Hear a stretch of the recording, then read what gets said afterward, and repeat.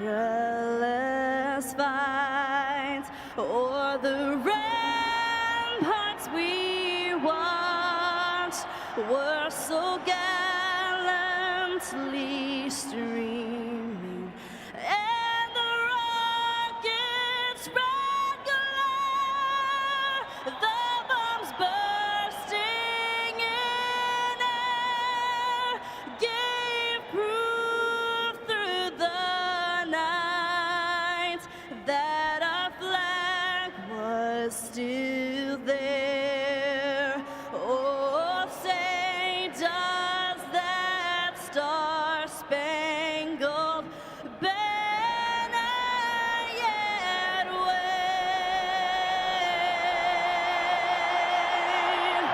o'er the land of the free and the home of the brave.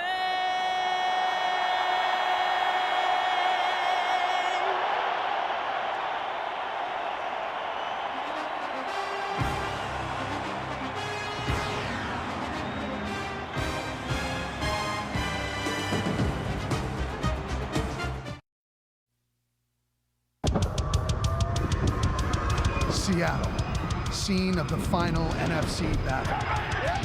Enter the Panthers, playoff road warriors and possessors of some of the most dominant and talented players in the league. A group led by a fiery field general that looks to return to the big one and complete some unfinished business. Enter the Seahawks, invincible at home this season and boasting one of the most explosive and powerful offenses in the game. A team looking to bring glory to a city that has not tasted a championship in decades. It's the NFC Championship, next on Fox.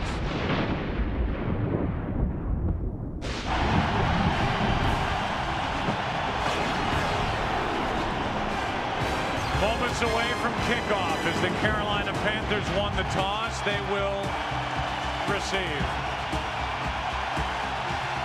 The question all week, who would hoist the 12th man flag? The mystery is solved. Chairman of the Seahawks and the owner, Paul Allen. A salute to these fans who make this place the loudest in the NFL.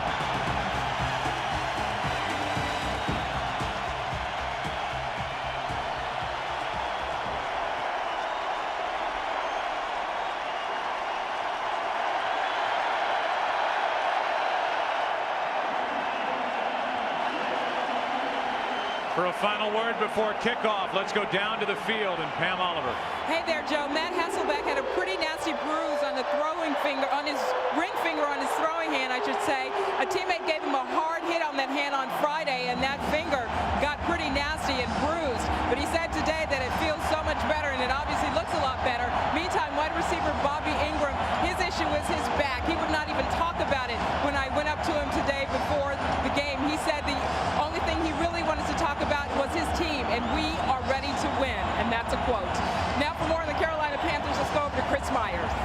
Hey, Pam, Steve Smith, who's been the talk of this postseason, told me before the game that he'll talk to himself out loud on the field. Let's hope he can hear himself. He said he does that to mentally put himself in position. He studied the Seattle defense. He said he knows what they can do and what they can't do. Meanwhile, Julius Peppers was the first player out today. Said he doesn't need painkillers, but he will wear a rubberized shoulder harness for that separated shoulder. He, the doctor, and John Fox will periodically check on his health to see how he holds up. The soft-spoken Julius Peppers, the outspoken Steve Smith. The Panthers talk a good game, Joe. Now they want to see if they can play one. Well, they have, certainly during this postseason. Take it in.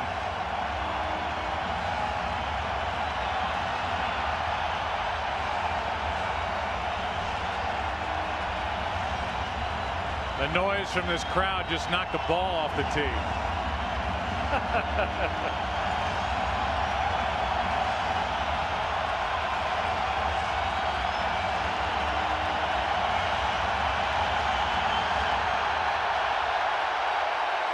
Robertson.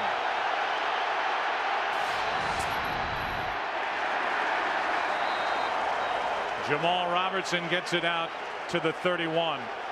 26-yard return, and here comes Jake Delhomme. His career postseason quarterback ratings have been phenomenal. And overall, he is at the top in the history of this league with the job he has done during the playoffs in his time with Carolina.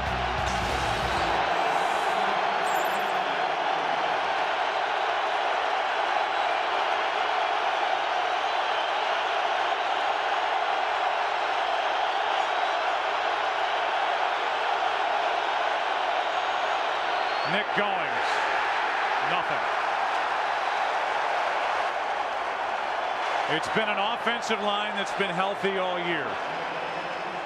It's been an offensive line that has opened up holes for Stephen Davis, for Deshaun Foster, and now after Deshaun broke his fibula last week in Chicago, they try to give some room to Nick Goings. And one of the real keys, Joe, to Carolina's success, at least during these last two playoff games, has been their ability to run the football. That's going to be another key here today, even though Nick Goings is the guy. Play action, Delhomme can't find anywhere to go with it. Lewis forced him out, a gain of 4. It's 3rd down. Defensively, overall, they ended the season ranked 16th in the NFL. The Aikman efficiency ratings has been number 6. They're young, they're fast, they're very good at the linebacker position. They're not big up front, but they come after you. They're an undersized group amongst their front 7, but they play the run very well. They're a tough group, and they run sideline to sideline as well as anybody in the league. 3rd down and 6. Over the middle, off the hand of Mangum, into the turf.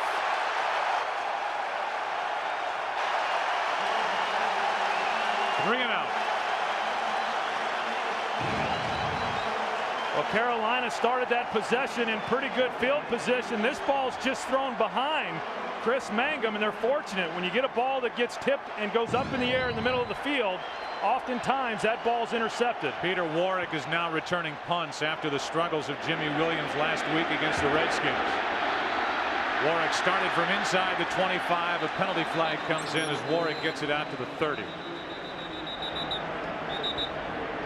Ed Hockley is our referee today.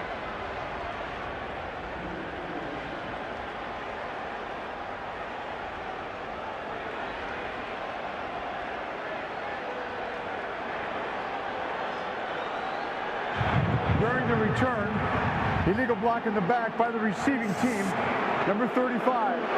10-yard penalty. Seattle keeps the ball. First down. It's Ettrick Pruitt, backup safety, guilty of the penalty. Wow, not much there.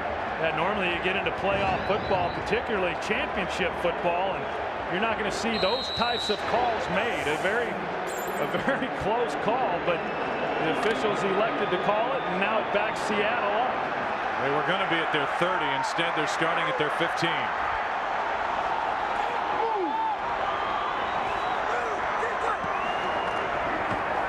Hasselbeck fires, and wide open is Ingram. First down.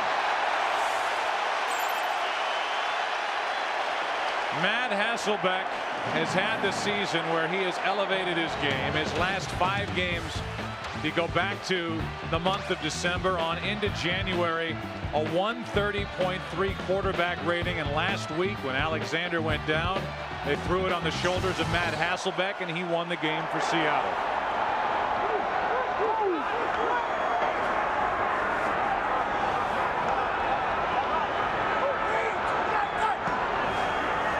Blitz.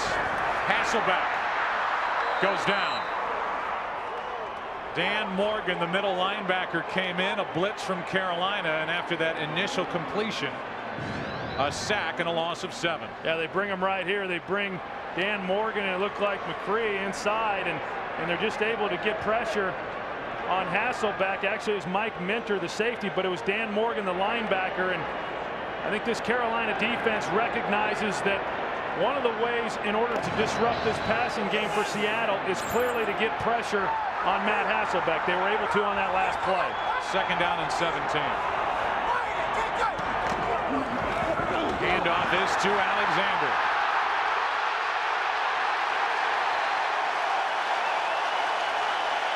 "14 yards brought down by Lucas."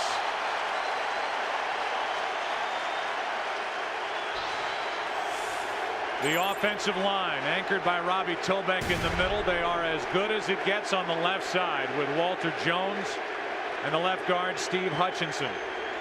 In the backfield, they boast the NFL MVP, Sean Alexander, 1,880 yards, 28 touchdowns during the season, an NFL record. 3rd and 3. Hasselbeck in trouble. Fires over the middle. Stevens, first down. Well, we talk about Julius Peppers and his shoulder and how effective is he going to be. Now, he does a great job here getting pressure up the field, and he's the reason that Matt Hasselbeck then cannot get out on the edge. But when you've got a quarterback like Hasselbeck who's able to create plays with his feet right there and still be able to look down the field and find the open receiver, nice job by Matt Hasselbeck. Hasselbeck throws, completes it. Jackson makes a couple of moves and dives inside the 45. Picked up 9. How can you look at the action of Matt Hasselbeck scrambling around, completing passes, raising his arm into the air almost before the ball's caught, and not think about the guy that he studied under, Brett Favre in Green Bay? Well, they're a lot alike in a lot of ways, Joe, and I don't know if it's because Matt Hasselbeck is trying to emulate Brett Favre or if that's just the way in which he loves to play the game. But he's a great competitor. He's a tremendous athlete. And I think that last week, and the way in which he was able to load this team up on his back when Sean Alexander went down, I think he made notice to a lot of people around the country the type of quarterback that he is. And he knows that he's going to have another game like that here today to give this team a chance. It's his opportunity. Been dealing with critics, a guy who's been very outspoken, Matt Hasselbeck, even during his days at Boston College, when he called his head coach, Dan Henning, a clown. Well, when Henning took the job away from him. Now Henning's the offensive coordinator of Carolina. No word on whether he called Mike Holmgren a clown. I don't think so. Guess that's why he's still in the lineup. 2nd and 1. Alexander did not get the yard, in fact lost half a yard. Will Witherspoon came through to make the play, and it's 3rd and short. Defensively, what the Carolina Panthers can do is what all teams aspire to, and that is to get pressure with their front four. Yeah, and they do a pretty good job of it. Clearly, Julius Peppers has had to battle through a number of injuries all season long. He's coming in less than 100% in this game. Mike Rucker's got his hands full with Walter Jones there on that left side. Handoff is to Alexander. He goes backward, and it's 4th down. Dan Morgan, the middle linebacker, made the play. A loss of 1. And this crowd is already pleading with Mike Holmgren to go for it, but the punt unit is making its way onto the field. Yeah, you just can't do it, Joe, but what a disappointing drive there when all of a sudden after 1st down you're looking at 1 yard in order to convert 2 consecutive running plays, and they fail to make it. During the regular season, Troy, Alexander was 16 for 16 in picking up the 1st down on 3rd and 1. Here in the NFC Championship game, he is stopped for the first time this season on 3rd and 1. Smith lets it go, and into the end zone it heads. Carolina with their 2nd possession. It will start at their own 20. Not a good exchange from Hasselbeck to Alexander. The drive stalls. Carolina gets it back. No score.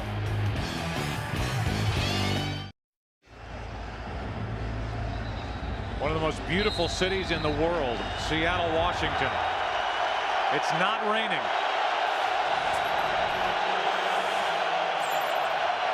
9.5 to go, 1st quarter, 2nd possession for Carolina. Trying to get Nick Goings established, and he pushes the pile forward for 2. Up front defensively, Fisher, Darby, Bernard, Wistrom. As we said earlier, they're not big along the defensive front, but they are quick. And how much can you say about the job Lofa Tatupu has done in the middle running this defense as a rookie? It's really unbelievable. I mean, he's the undeniable leader along with Grant Wistrom, and does a great job of directing those players and getting them in a proper position to play defense. 2nd down and 8. Goings met in the backfield. Lofa Tatupu, a loss of 2. 3rd down and 10. That's a good example of it right there, Joe. This guy watches a great deal of film. He's not an overly big guy. He's rather small by NFL standards at middle linebacker, but he's able to read and react. He has great play recognition and recall, and as soon as he sees the play develop, you can see the speed in which he starts going downhill to meet the linebacker in the hole. 3rd and 10.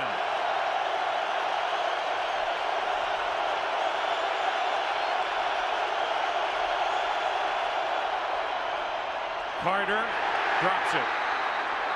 That's an incomplete pass, and it's 4th down. So far, Steve Smith has not been a part of the offense for Carolina. 2 straight possessions, 2 straight 3-and-outs. Yeah, Drew Carter had a couple big catches in last week's game against Chicago. Steve Smith is wondering why he didn't get the ball thrown to him. The last 2 plays, Seattle singled him up. Baker hits an ugly punt. Rolls its way into Seattle territory.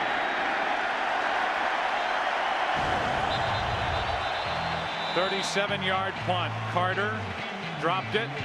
Steve Smith hasn't touched it, trying to calm the young receiver down. No score. Steve Smith will now sit and watch. Seahawks ball, good field position. Alexander tries that right side and picks up 5. Buckner on the stop. Talking to Alexander, he said, you know, our left side is so good up front. It's all anybody wants to talk about, that sometimes they forget about our right side, and our offensive line is good top to bottom. Well, they've done a pretty good job across the board, and Chris Gray, the right guard, is probably the guy that gets most overlooked. But that left side is as good as there is in football. 2nd and 5. Hasselbeck throws and somehow completes it to Stevens, who had it on his fingertips. Hauled it in, picked up 4, a yard shy of a 1st down. Look back. 11-game winning streak, a franchise record after a 2-2 start for Seattle. Most points scored in the NFL. John Alexander is the MVP for the league. And Matt Hasselbeck selected as a Pro Bowl starter. 2nd time he's headed to Hawaii. Matt Hasselbeck, when you think about the year that he had and the fact that Darrell Jackson, his #1 receiver, missed 10 ball games, Bobby Ingram, his #2 guy, missed 3 games, and yet they still continue to win games. A big part of it was the play of Matt Hasselbeck. Another 3rd and 1. This time it's Alexander, and he picks it up. Stopped on his last effort. In the last possession, he gets 3 and a 1st down. You know, I think that's where Sean Alexander has probably improved the most this year. In the past, there was always a tendency for one to try to bounce things out to the outside with no regard to what down and distances were. We saw on that play knowing that he needed a couple of yards, and yet there he is able to get north and south and pick up the 1st down. Backup quarterback Seneca Wallace is in the game at wideout, and if it's there, they will throw the ball his direction.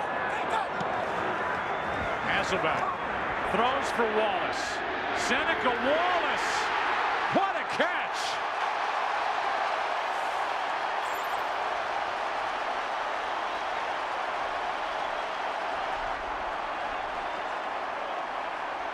That's got to put a smile on the face of Matt Hasselbeck, because Holmgren finally called it, and he finally threw it. We saw him throw this route in practice on Friday. It's a slant and go. They pump the slant route there. Corner jumps on it, Ken Lucas, and then you've got Seneca Wallace up the sideline. Not a great thrown ball, but a great catch by Seneca Wallace. 28-yard completion. Hasselbeck over the middle. Touchdown, Stevens.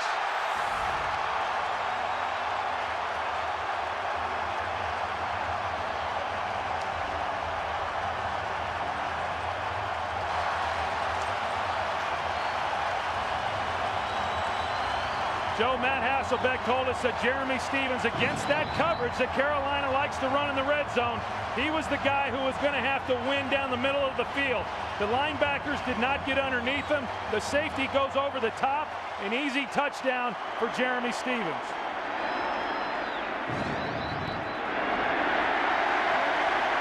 It's 7-0. Hasselbeck has started 6 for 6, 82 yards and a touchdown. The latest completion with Jeremy Stevens on the other end. And the hometown Seahawks strike first.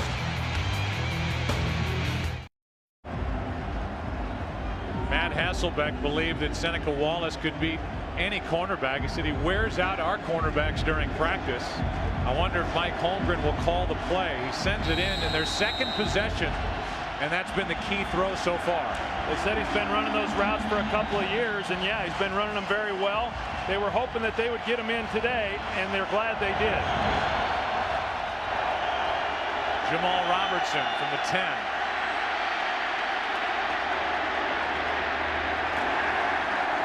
Brought down near the 29. Seneca Wallace set it up. His first ever NFL reception. It comes in the NFC Championship game. And then the Seahawks strike with a touchdown throw to Jeremy Stevens. Now Carolina has it.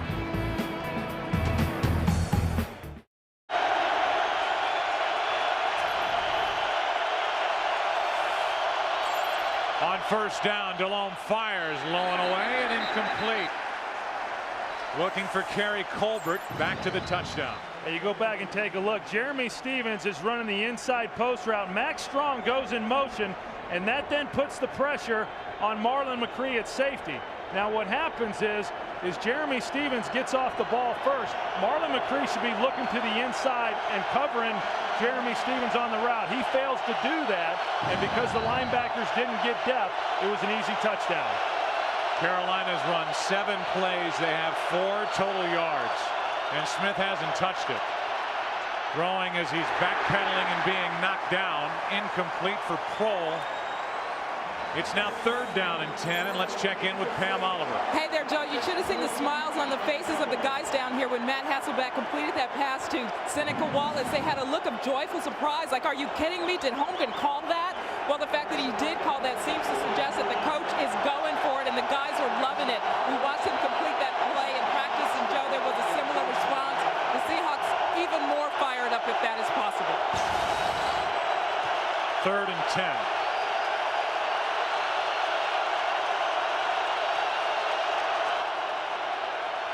Delhomme almost went down on his own. Over the middle to Tupu with the interception.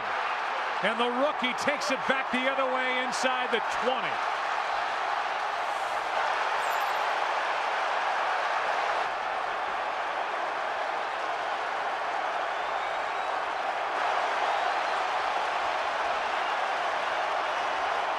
I'll tell you, Lofa Tatupu is just so good in coverage. He's got great quickness, and he's got tremendous range for a middle linebacker.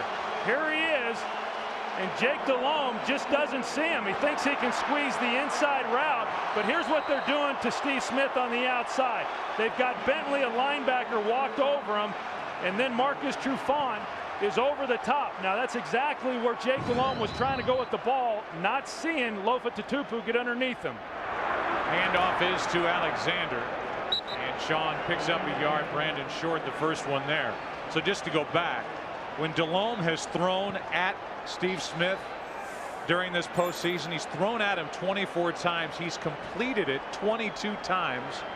Now he gets picked off going for Steve Smith, and Seattle already up 7-0 as a 2nd down at the Carolina 19. Well, pretty good design there when you're walking a linebacker out. He didn't get as physical, I'm sure, as what Seattle would have liked, but they want to get the linebackers under the intermediate routes, and that's what they did.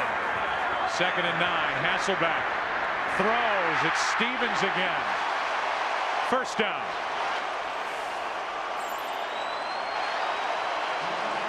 You know, it's such an advantage for Seattle when you're talking about having a left tackle of the ability of Walter Jones. He never gets help, regardless of who he's going against. It's one-on-one, and he does a great job. Right there, Rucker tries to take the inside path, and Walter Jones just collapses it. But Jeremy Stevens, he runs an 15-yard route there and just does a good job of getting in the zone. First and goal. Alexander slips down. Mike Minter up from his safety spot to help him get to the turf, a loss of 3. So here's this defense for Carolina, a defense that during the regular season ranked 3rd across the NFL and number 3 in the red zone. They need a stop after the interception with under 3.5 to go in this first quarter, and now the officials get together after that run by Sean Alexander. It's 2nd and goal, and the ball is back at the 11.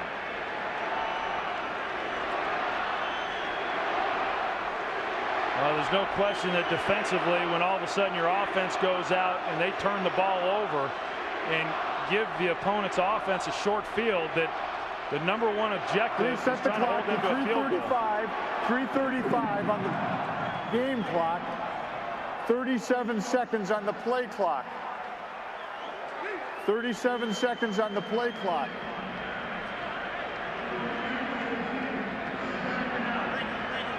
So it was a question of time on the clock. They get that resolved. It's 2nd and goal from the 11.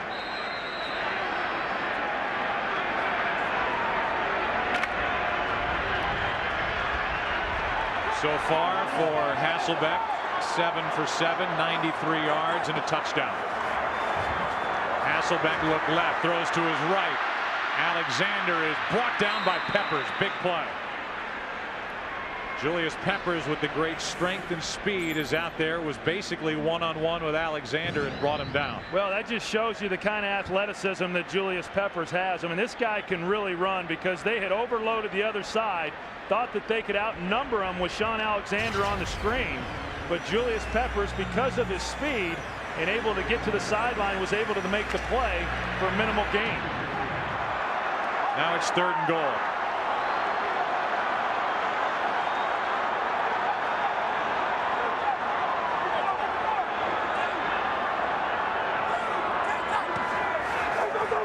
Hasselbeck looking left, runs to his right,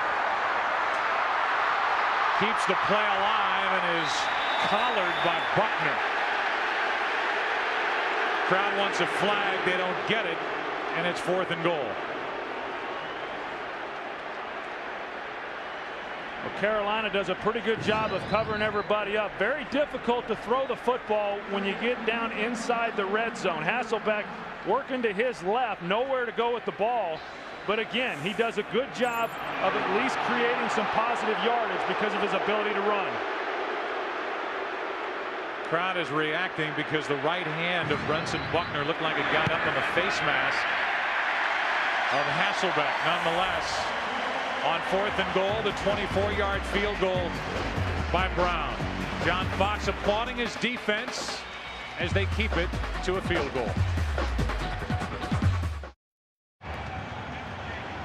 Last time Carolina trailed prior to today was in their 15th game of the regular season against Dallas.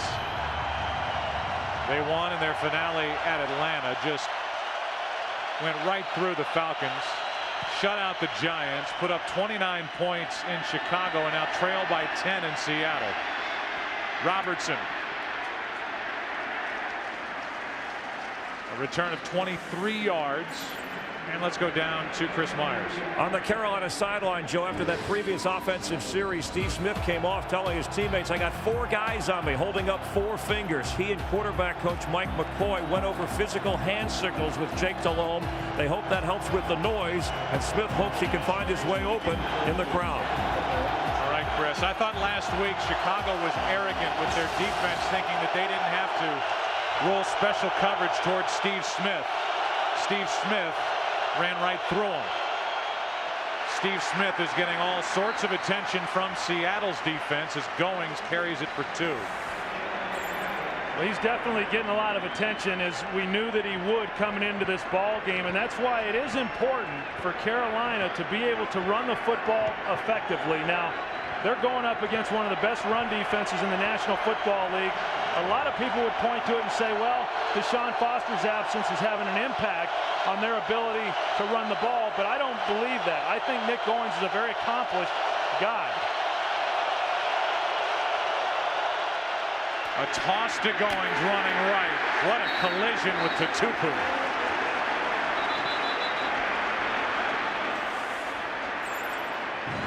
And Goings is having trouble getting up. He got hit right in the mouth. Well, he's a tough runner, but he takes a big hit right there.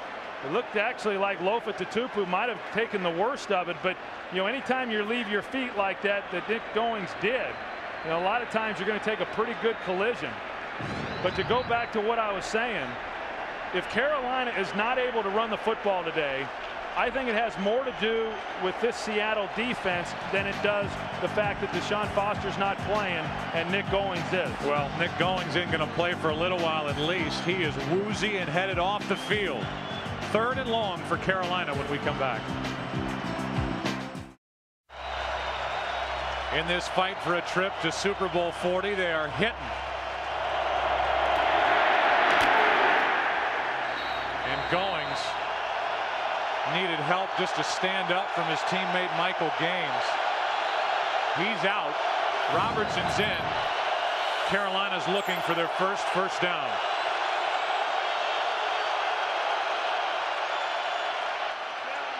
Penalty flag incomplete for Kroll.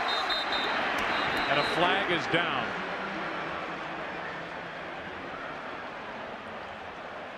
It's going to be called on Andre Dyson, who's over Steve Smith, and this is what I expected coming into the game as far as trying to get physical with him at the line of scrimmage. He was okay before the until pass he held was thrown, holding defense number 21. It's a 5-yard penalty and an automatic first down. Within that 5 yards, he's okay to get physical, but what happened is the left hand got on the shoulder of Steve Smith and held him, and that's what you can't do. Well, you know certainly better than I that if you do that and you get up on Steve Smith and you don't stop him at the line, he gets by you. Now you're playing with 10 guys and he's going one-on-one with a safety. And that's why that's not a good matchup either. Safety across from him here, Marquand Manuel. First down, Carolina. This is floated, and there's Manuel waiting for it. Another interception. Marquand Manuel out of bounds inside the 20.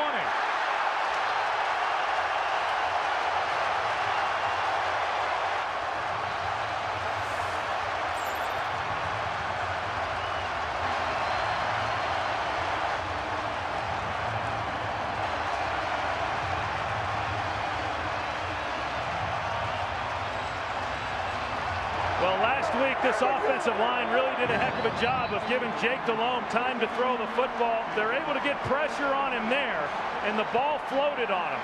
Now on the inside, Marquand Manuel was over Steve Smith, and then he just worked to the flat.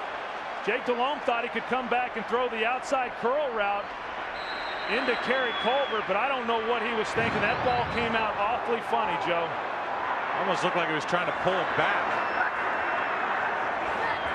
Manuel was waiting for it. What a job Manuel's done filling in for the injured Ken Hamlin.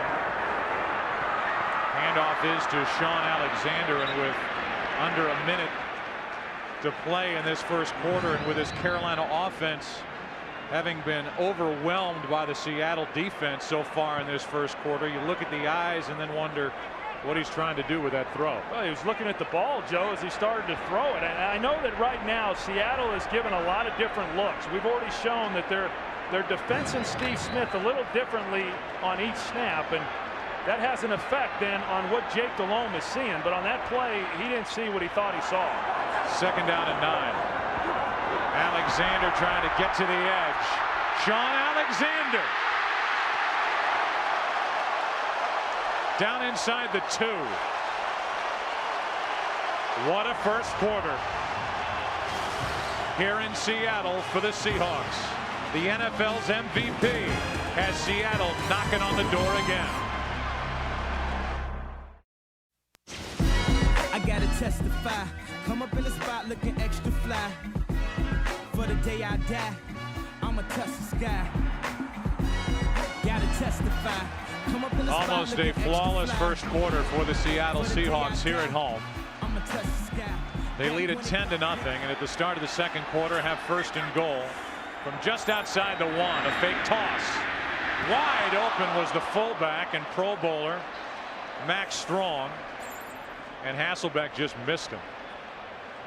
Boy, he had a great opportunity there. Yeah, Max Strong working across the back line, and Matt Hasselbeck trying to get the ball back into him, and surprised that they didn't give the ball there to Sean Alexander. I know in talking with Mike Holmgren, he said we used to run a lot of play action inside the 5-yard line when he was at Green Bay with Brett Favre, but because Sean Alexander is such a good runner in this situation, that's why he's got the touchdowns he's got this year.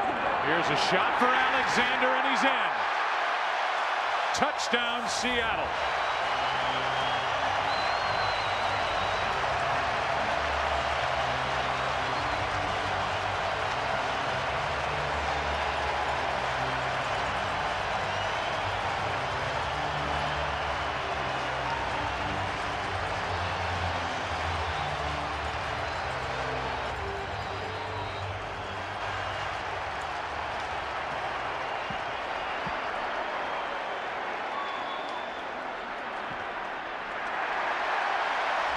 $17-0. The Seahawks trying to get to their first ever Super Bowl with a fast start here over Carolina, up 17-0 as the second quarter has just begun.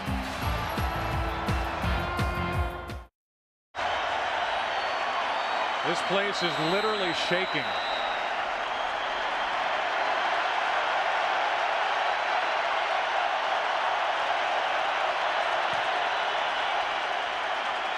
Rod Smart now returning kicks from just inside the 10.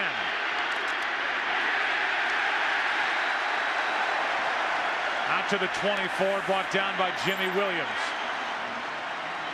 Let's go down to the field and Chris Myers. Joe, Rod Smart's returning kicks because fourth-string running back Jamal Robertson is in. Nick Goings hit hard, shaken up, questionable for the rest of this game. He was hit so hard they're checking his helmet for damage on that hit by Lofa Tatupu. Joe? All right, Chris. Well, Jamal Robertson coming out of camp. John Fox said there's some with the organization thought he was their best back. He wears number 22.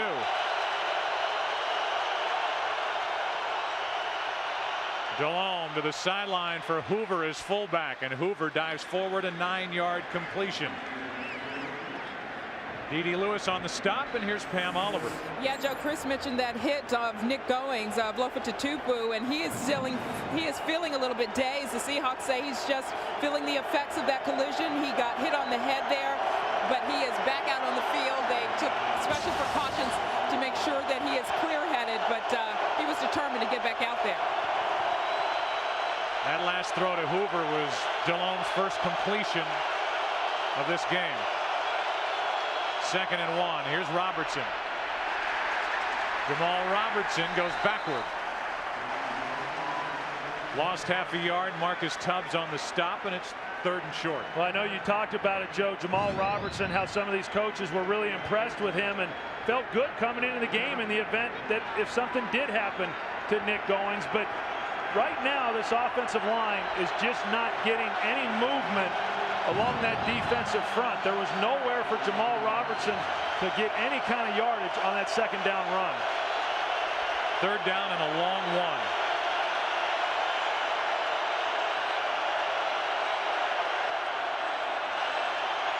Delhomme's going to air it out for Carter. Coverage downfield, and Carter goes up for a huge catch for the Panthers. In his 2nd year, a guy who was activated at the end of the season when the team cut Rod Gardner loose, and this kid just came up with the biggest catch of his life. And here's why Drew Carter's going to have to come up big, is because you got Steve Smith, who's in the slot running a vertical route, and they just got 2 guys on him, Marquand Manuel, and then you got Jordan Babineau. So that means that Drew Carter has to be the guy that comes up big. He's going to get a lot of one-on-one opportunities, and Jake Delhomme has already looked his way on a number of occasions here in this first half. 41-yard completion on 3rd and 1. Delhomme brought down, and there are penalty flags on the play. Rocky Bernard had a hold of Jake Delhomme and dragged him down. And Ed Hockley will give us the call. Holding offense number 76. 10-yard penalty, repeat first down. Troy, we almost saw something at the snap that's happened more here in this stadium than in any other across the NFL. No offensive line visiting has been bothered more by crowd noise than teams coming in here to play Seattle. 24 times there were false starts on offensive lines for teams coming in. And you start with this crowd, you see some movement along that offensive line. Very nearly a false start on that last play.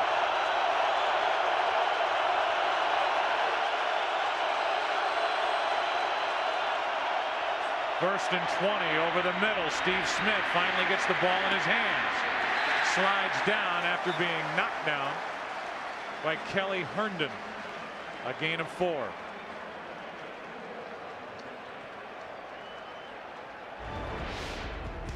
An all-new hour tomorrow night, 9 Eastern, 8 Central. Viewer discretion is advised. Fox's 24 off to a fantastic start. Critically acclaimed. Huge audiences tomorrow night, an all-new hour. 2nd and 16.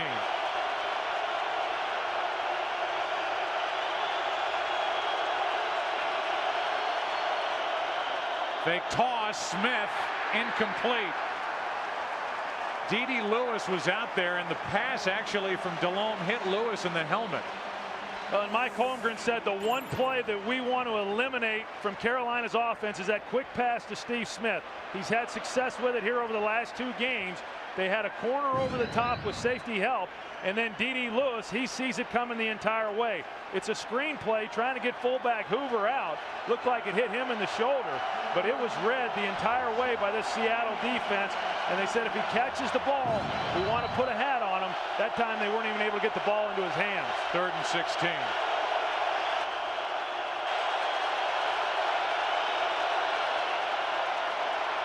Delhomme in trouble. Down he goes. Rocky Bernard.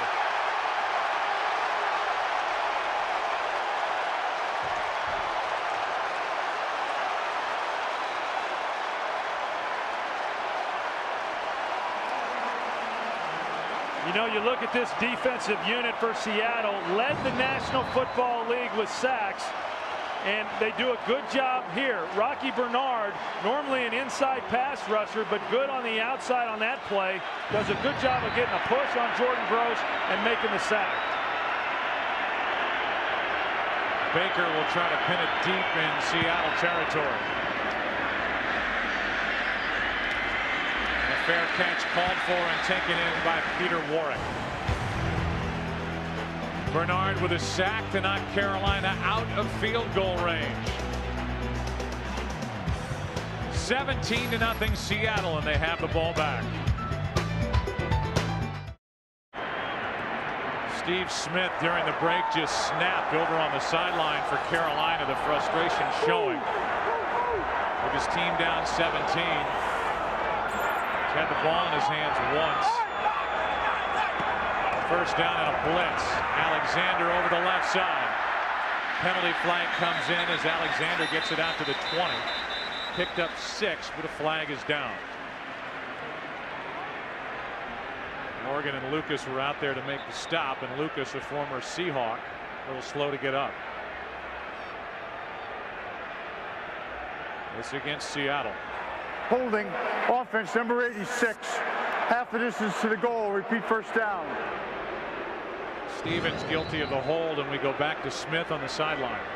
Yeah, and he's clearly frustrated that they haven't really been able to get the ball to him here in this first half. They've tried. I mean, what Seattle has done so far has kept Jake Delhomme from being able to look in his direction and make throws that he's confident that he can complete. That's why he's gone elsewhere with the ball. But Steve Smith, if you think back to that Dallas game, they were able to frustrate him, completely took him out of his game, and ultimately got him kicked out of the game. It's first down at 17, and a handoff to Maurice Morris. First time he's touched it. He's out to the 11. As you look at the offensive leaders for Seattle, Hasselbeck, Alexander, and Stevens, think back to a couple of years ago as to what the New England Patriots did to Steve Smith in the Super Bowl. Bill Belichick put the game plan together. He walked a linebacker out in front of Steve Smith. He had Willie McGinnis out there hitting him. At one point, Steve Smith and Tyrone Poole got into a shoving match. You can force him to lose his cool. But for Carolina that year, they had Muhsin Muhammad, who ended up with a big game. Hasselbeck stumbles, dropping back, and just throws it out of bounds. He was outside the pocket, pressured by Rucker. And it's 3rd down and 12. Well, this is a big series right here for this Carolina defense in order to get good field position, give the ball back to their offense, Joe. And then, as you were talking about, just try to get everybody to settle down. I mean, Jake Delhomme is a high-strung guy. You know, this is a big game for him. It's a big game for everybody that's out there playing right now. There's no question Steve Smith wants the ball in his hands. But if the defense is able to stop him here and give the ball back to Carolina's offense with good field position, then they can be a little bit more deliberate in how they call plays. Play clock down to 2. 3rd down and 12, and Alexander will just cross the 15 out to the 17, and that's exactly what happens. The hold hurt Seattle, and in the end it's 3 and out. Now Steve Smith will have a chance potentially to get the ball in his hands returning a punt. You know, Jake Delhomme, he struggled here early in this game. I think when you think back to his games in the playoffs and the way that he's been able to play, a big part of that has been because they've been able to run the football very effectively in those games. Now, Jamal Robertson, he's going to have to be the guy to pick up the slack here in this running game for Carolina. Bruin hits a line drive punt. Smith has a chance for a return. Steve Smith. Penalty flag is down on the play as Smith will coast into the end zone, but there's a flag way back at the Carolina 45. A terrible punt by Ruin on a line, giving Smith a chance for a return, but there's a flag down. Vinny Churchill was back there, one of the special teamers for Carolina, and this one is going to go against the Panthers, and you can forget the return by Smith. During the return,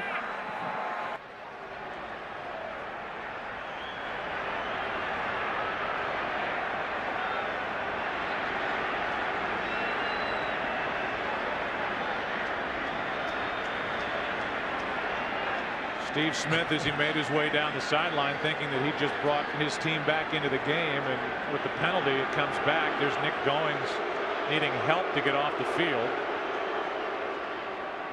there is no foul on the play. Wow. It was not a block in the back against number 50. Touchdown. So they pick up the flag, and it's a 59-yard punt return for a touchdown to bring Carolina back into this game. It was Churchill back there, and they picked up the flag. He's number 50. That's where they threw the flag, and ultimately, after that conference, they picked it up. Well, we had a little bit of a look there, Joe, with Vinny Churchill, who came into the screen. It looked like he tried to pull up and did not put the hit in the back, but so far we haven't been able to show it as far as what the call might have been. John Fox immediately went out there and said, who made that call? Then started to plead his case, and miraculously the officials picked up the flag. It's a 10-point game. It was a bad punt by Ruin, a line drive to give Smith a chance to return it.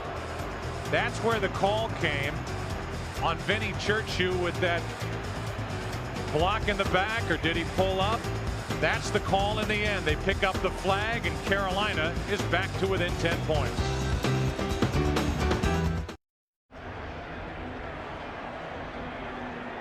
Carolina thinking that they were going to have the touchdown wiped away because of a penalty. The officials pick up the flag, and the 5th career punt return for a touchdown from Steve Smith. So he gets involved, returning the punt, and returns it for the touchdown.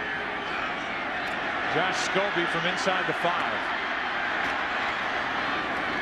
Got out across the 20, and they'll mark him out to the 23. Let's go back to the penalty, or near penalty. Well, you see number 50 there, Vinny Churchill. That's the guy who was initially called for the block in the back on Joe Tafoya, there, number 69. Now, there was not a lot of contact made, but there's no question both hands there on the back of Joe Tafoya. Now, would he have been able to get involved in that play? It's doubtful, but it's surprising to me, Joe, that after the officials got together, they picked up the flag knowing that there had been contact in the back by Vinny Churchill. You can't say he didn't touch him. And Tafoya was the guy coming in with the best shot at Steve Smith to make the tackle. Churchill put his hands on his back. They threw the flag and then picked it up. And Carolina gets the touchdown at 17-7, under 9 to play in the first half. Back to work goes Matt Hasselbeck. Steps up and finds Jackson. First down at the Seattle 39, an 18-yard completion to Darrell Jackson. Well, that time Carolina tries to bring safety pressure off the edge, and so because of that, that then creates the one-on-one matchup on the outside. Darrell Jackson, who had a monstrous game last week, is playing less than 100%, had the knee surgery, but still has enough speed and threatens enough down the field to create the separation. First down at their own 39. Toss to Alexander. McCree up from his safety position to make the stop, no gain. Now you look at what Matt Hasselbeck has done here in this first half. He's been very efficient throwing the football, over 100 yards already with a touchdown. And you know, we talked about it coming in as far as how efficient he was going to have to be able to play. Certainly Sean Alexander, he's running the football well also, staying balanced. But the big chunks that they've been able to get so far have been through the air with Matt Hasselbeck. 2nd and 10.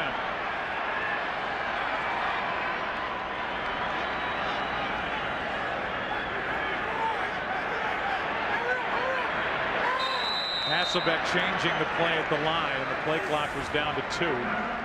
Seattle has to burn their first timeout.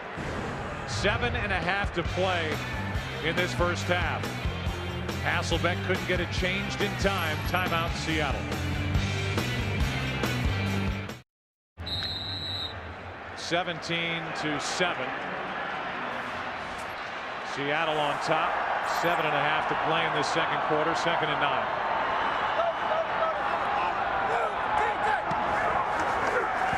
Blitz from Carolina. Jackson makes the catch, and then he's brought down with a good open field tackle by Chris Campbell. February 12th, 9 of the players who were on display here in this NFC Championship game will be playing in the Pro Bowl. Pro Bowl coming up on February 12th in Honolulu. Of course, you got guys like Walter Jones that make it an annual trip. They just go ahead and set their family vacation to when the Pro Bowl's being played. And Matt Hasselbeck making his second trip to the Pro Bowl. It's 3rd down and 3. Hasselbeck flushed out. Buckner chasing him. Hasselbeck picks it up.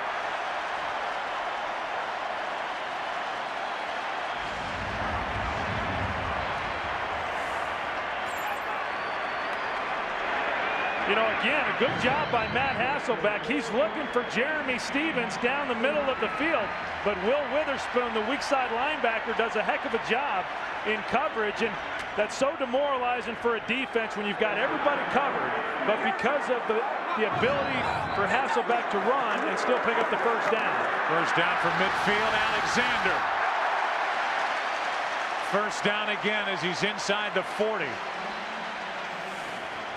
So much for Alexander. He had been hearing critics all week long talking about how in his postseasons past he hadn't stepped up and been much of a factor. He has been a factor in this game, already over 50 yards in this first half. Has a touchdown. He has a big hole to run through. Down inside the 30, inside the 25 to the 22.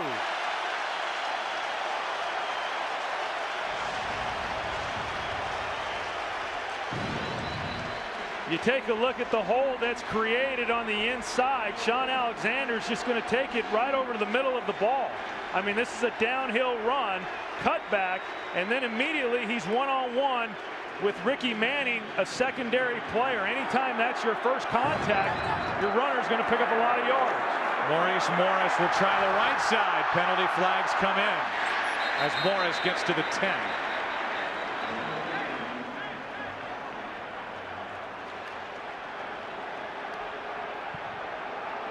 Ed Hockley in another conference. And this crowd is growing impatient.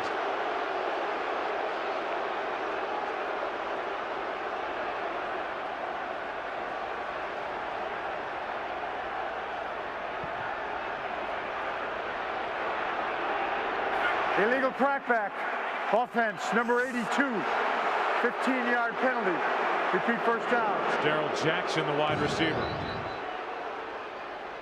Well, there he is. We'll take a look and see exactly what happened. Chris Gamble is trying to get in and force the play. And because Darrell Jackson came in from behind and blocked him below the knee, that's why the call was made. It's a good break for Carolina because Seattle was moving the football with a lot of momentum. And now here they are looking at first down and very long yardage. I think you've got to give Mike Holmgren some credit throughout this first half. He's remained very balanced in his play calling, just about 50-50 run-pass ratio.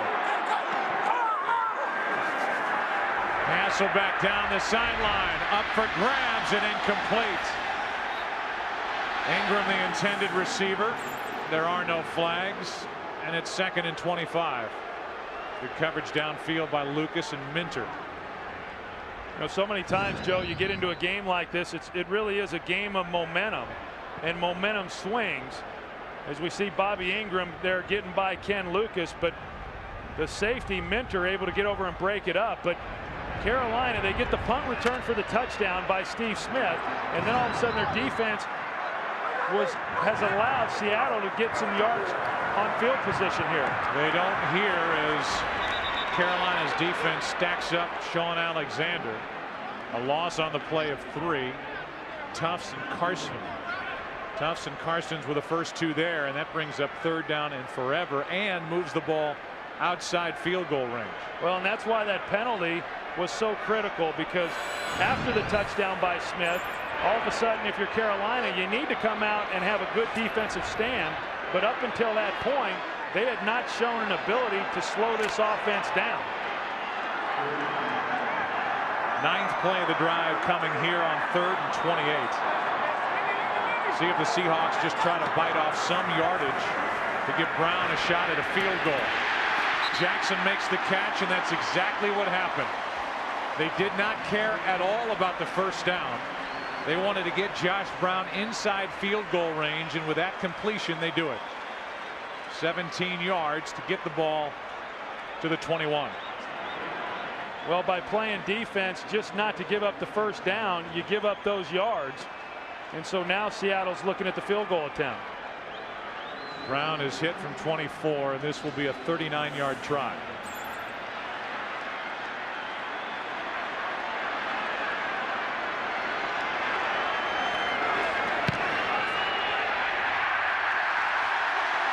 It's 20-7.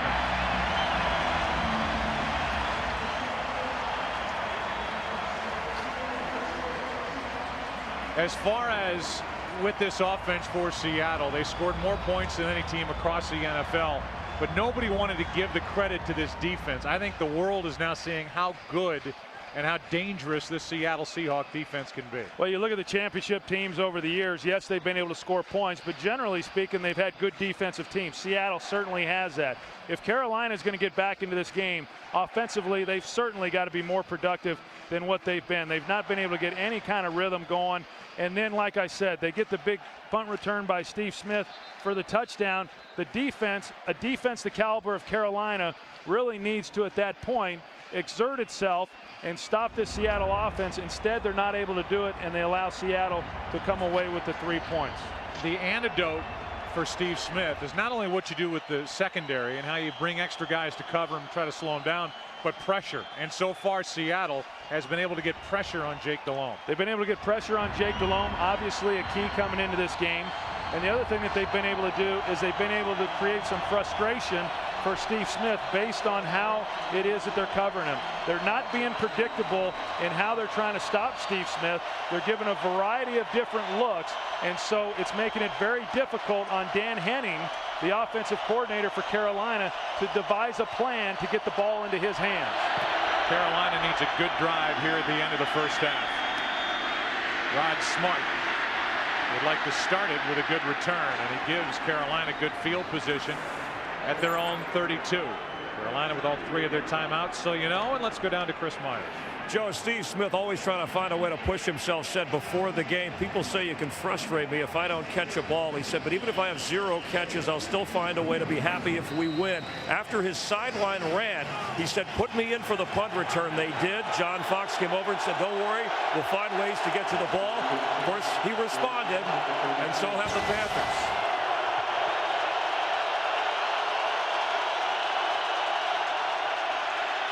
Delhomme with more pressure.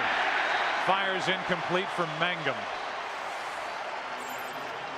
It has been very rare when Jake Delhomme has been able to drop back and not had to move to his left or right and hasn't had hands in his face. 2nd down and 10.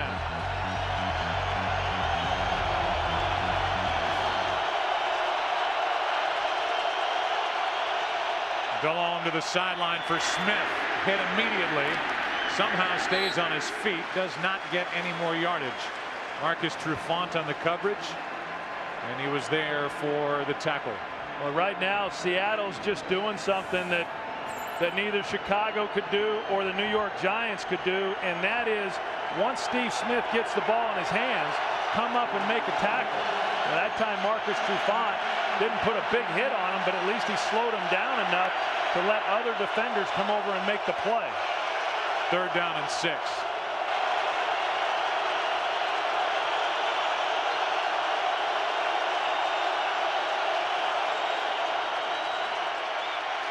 Delhomme incomplete for Robertson. Trufant came up and made the play.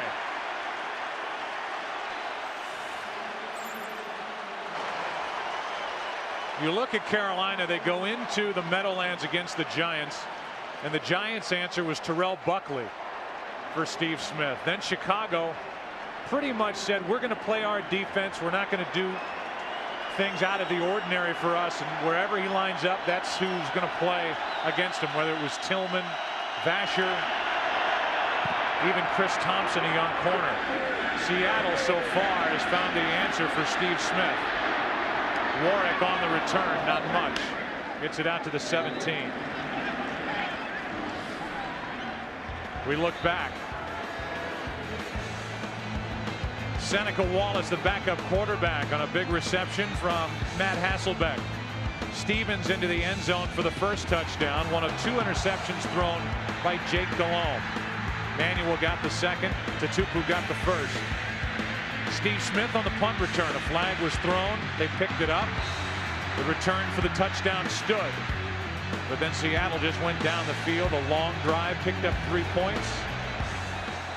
And it's 20-7 Seattle with 3:06 left in the half. Hasselbeck drops it off, and immediately Minter brings down Max Strong. Well, with under 3 minutes to play here in this second quarter, you know, what's Mike Holmgren going to elect to do as far as a no huddle, or are they going to try to get into a position to come away with some points? Clearly they're huddling up here. A lot of it, I believe, is going to depend on what happens on this second down play, and then are they able to convert and pick up a first down? And if they are, I would expect them to maybe get into the no huddle. 2nd and 7, Alexander. Buckner was there, and he had help from Jordan Karstens, who's had a nice postseason, a gain of 3, and it's 3rd down. You get a stop here defensively, and if they wish, they can let the clock wind down to the 2-minute warning. Carolina can start thinking about using one of their 3 remaining timeouts.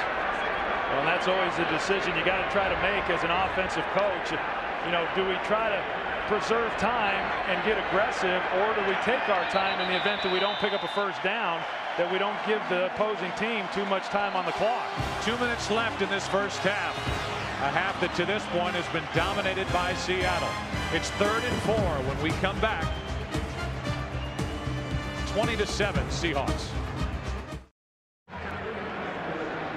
Carolina with all 3 of their timeouts remaining. If they get a stop here on 3rd and 4, they'll use one. 2 minutes to go in the half.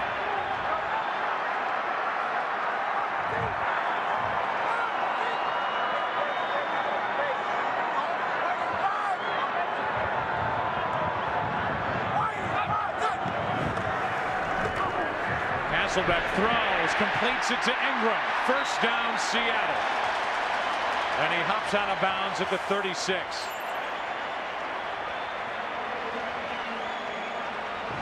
Now we saw Matt Hasselbeck at the line of scrimmage. He puts his hand down, and a lot of times people think he's actually changing the play, whereas what he's really doing is changing protection. Marlon McCree, the safety, he gets up in the line of scrimmage. That's why he made the change, and then he blocks it up, and it gives him then time to pick up the open receiver for the first down. Minute 55 remaining in the half.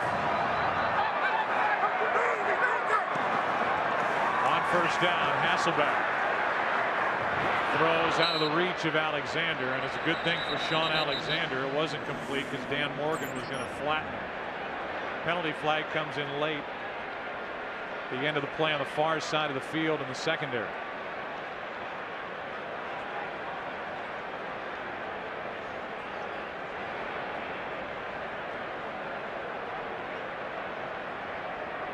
Ed Hockley taking forever to make calls. He's been very deliberate on getting together and making sure that he's getting the calls right. Every time there's been a flag on the ground, we've seen this kind of delay with him making the announcement as to why the call was made.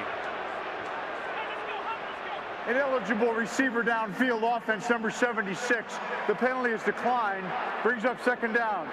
It's on Steve Hutchinson. I think it's a little bit understandable, Joe, when you consider the amount of criticism that these guys got after last week's playoff games. They're making sure and taking their time to do it. Minute 50 to go, second and 10.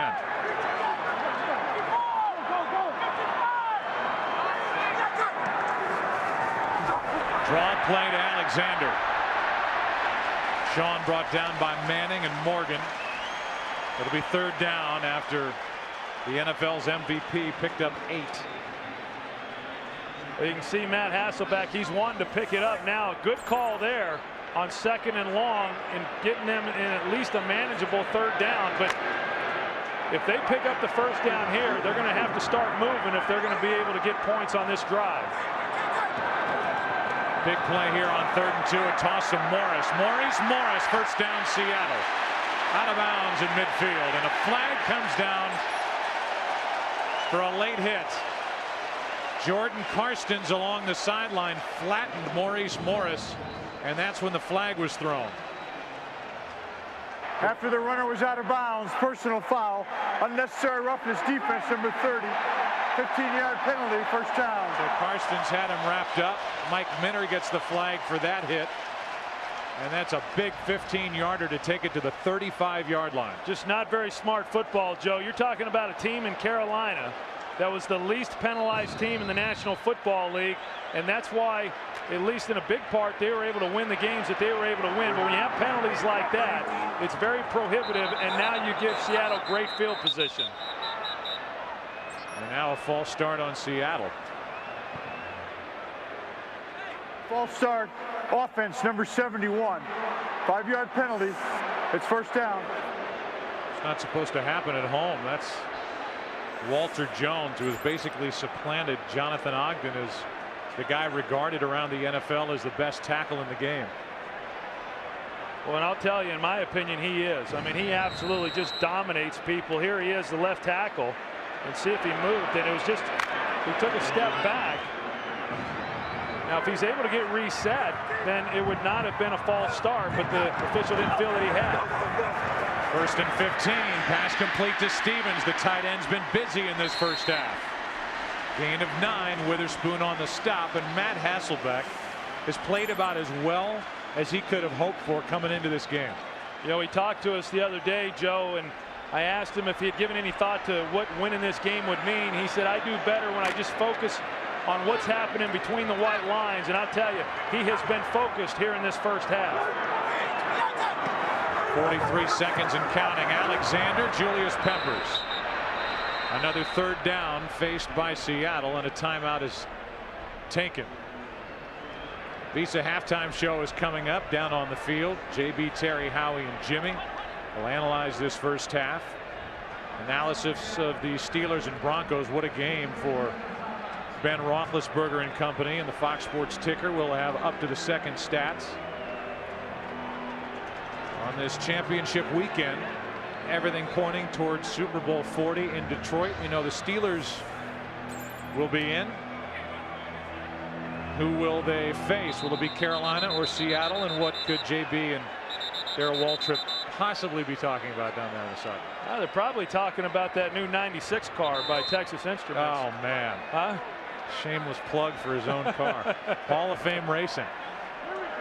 I don't think Darrell Waltrip was talking to him about the zone blitzes. You don't? I don't. Auto zone blitz. 3rd down and 7. 38 seconds left. Seattle down to 1 timeout.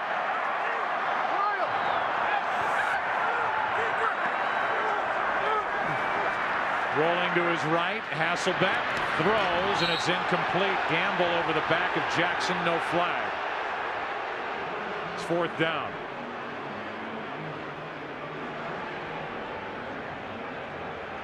Well, now it's decision time for Mike Holmgren.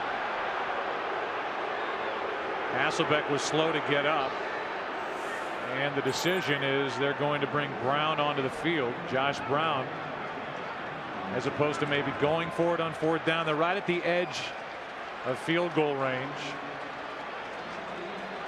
This will be a 49-yard try with the wind whipping around down on the field here in Seattle. He's 2 for 2.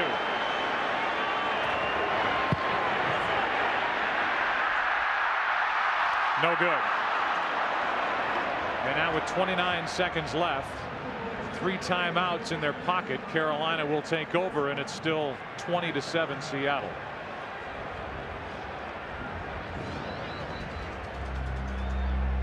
Well, that's such a big momentum swing when you're talking about coming away with points right before the half. A good job by Seattle. That one just missing to the right side. But Seattle had a nice drive there to try to come away with some points before the end of the half. I wouldn't think that Carolina would be too aggressive right here. Play action. Delhomme is in trouble, stays upright. Trying to make something happen, and he's going to dodge out of bounds at the 44-yard line. Picked up 20 seconds left on the clock.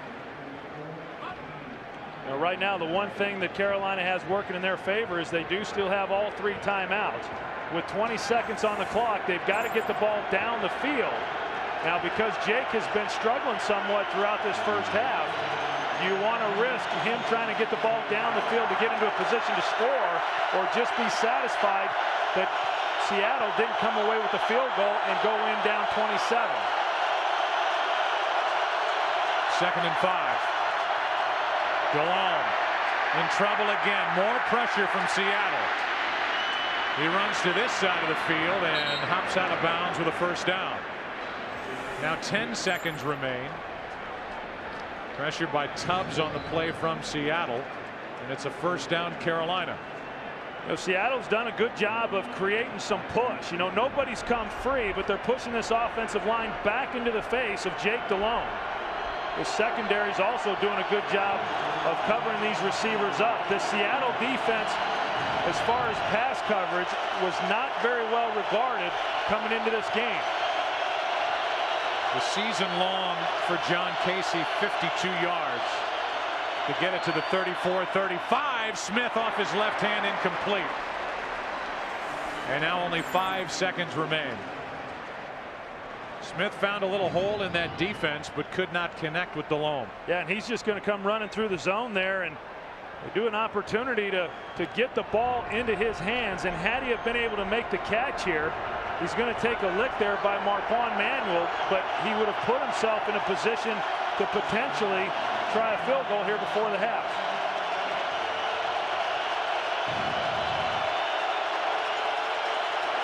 Time to wing it.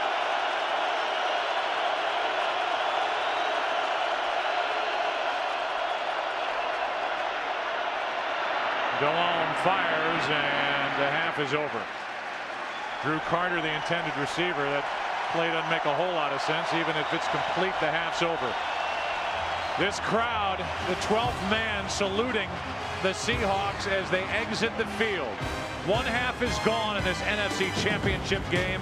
A good half for the Seahawks. Carolina goes in down by 13 points. Visa halftime coming up.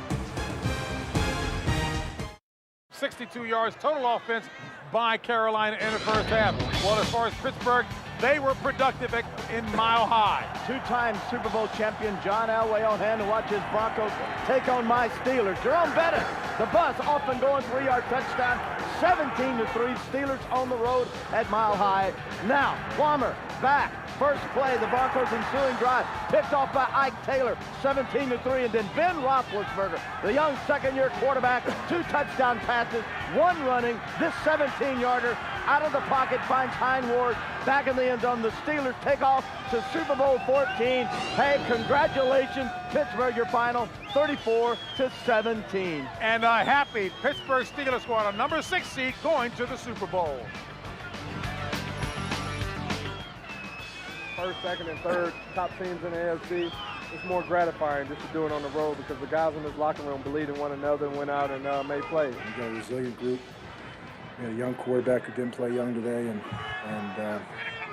I can't say enough about this football team. You know, we've kind of traveled a hard road, but I think in the course of it, we probably grew as a football team and grew individually, and you know, now we have an opportunity, and hopefully we can finish this season off, you know, with one more win. Hello, everybody. Hope you all enjoyed the game. What's great about Detroit? It's a great city. It's a great city, and you all will see when you get there in 2 weeks.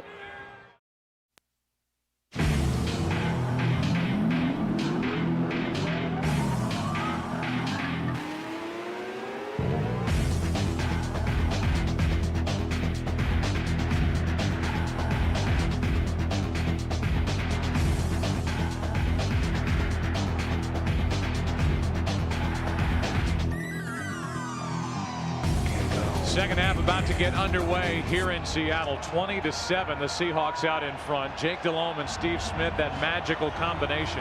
First 2 games of the postseason couldn't be stopped. Today, so far, it's been stopped. And that led to these words from Steve Smith as he headed off the field at the end of the first half.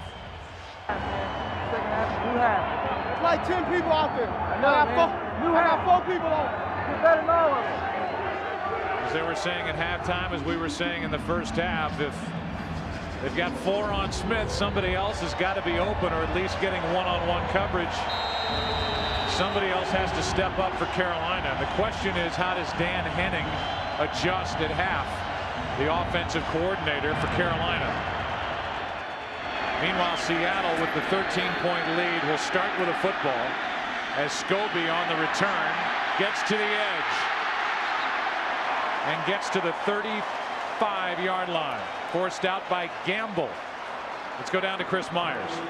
John, at halftime, John Fox came out, sweat pouring down his face, telling me this is as bad as we're capable of playing. I know we'll turn it around. One of the players remarked it's as upset as they have seen their coach at halftime in a long time. They talked about the middle being clogged up and how they have to bust things on the outside offensively. He said, we've got a plan. We just have our guys. They have to play better, and we think we can pull this out. Thank you, Chris. 32-yard return by Scobie. So Seattle starts at their own 35. Out to the left, Juravicius, his first catch. Spun down at the 40, picked up 6. Now we check in with Pam Oliver. Hey there, Joe. Mike Holmgren with his team 2 quarters away from going to the Super Bowl. He told me he emphasized this at halftime. He said offensively we can't make mistakes. He says defensively we cannot give up. He says we frustrated Steve Smith for 2 quarters. We've got 2 more to go. We cannot relax with that guy. Thank you, Pam. Mike Holmgren trying to get to his 3rd Super Bowl. Did it twice with Green Bay. 1-1. With Brett Favre at the controls. Alexander on the carry, picked up 3. And he is about half a yard shy of a first down. It's 3rd and half a yard. But I'll tell you, Joe, this is such an important drive for this Carolina defense. Did not play well. Seattle offensively over 250 yards in that first half. They got to set the tempo right here. Handoff is to Max Strong, and the fullback picks up a first down. Morgan and Tobeck get into it. You know, the other thing that Seattle has done a good job of throughout this entire game is the tempo in and out of the huddle. Right now, offensively, they're playing with great rhythm. They're getting to the line of scrimmage with 19, 20 seconds on the clock and able to look at the defense. Matt Hasselbeck is, see exactly what it is that he wants to do, but they're snapping it quick.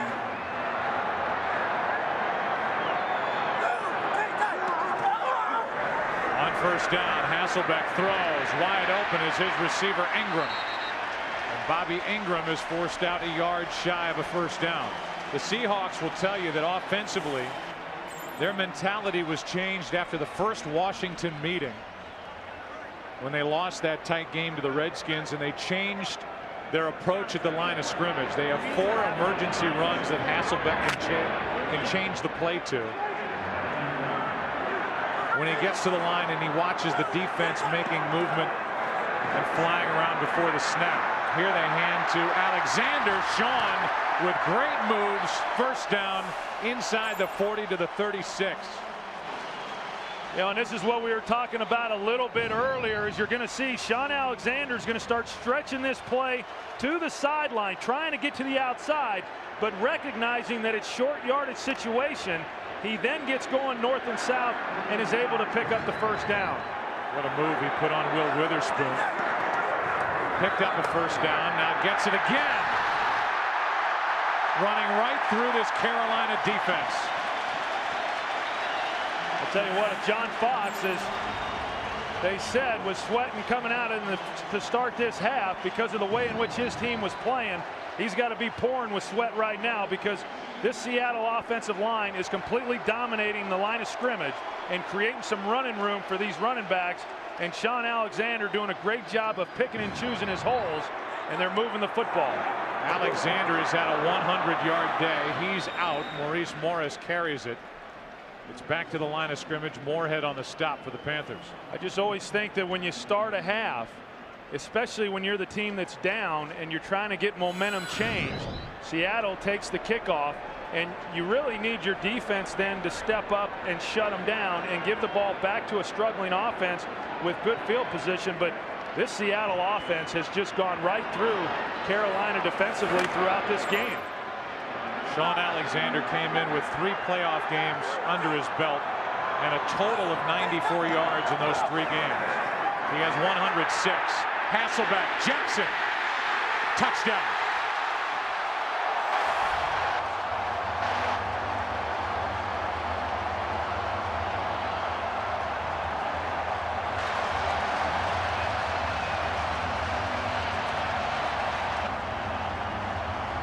We saw it earlier in the game on the double move with Seneca Wallace. This time they get Chris Gamble with Darrell Jackson. They fake pump the hitch and then get him in behind it, and Hasselbeck threads the ball before the safety's able to get over the top, just taking advantage of the aggressive play of these corners.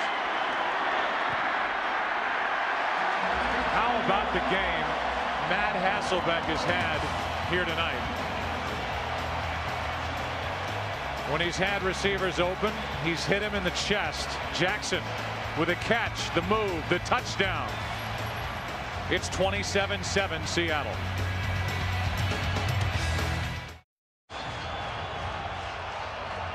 How will Carolina answer another touchdown strike from Hasselbeck, this time to Darrell Jackson with the move on Chris Gamble? Seahawks have scored on 5 of their 8 drives, have missed a field goal along the way, and they lead by 20.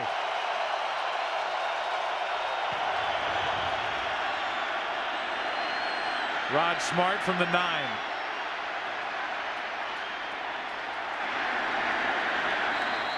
Stays on his feet as he gets across the 30.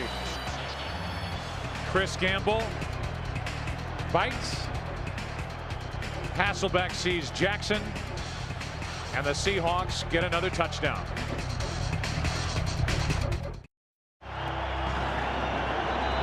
$67,000 packed into Quest Field here in Seattle. NFC Championship, and that crowd takes over again.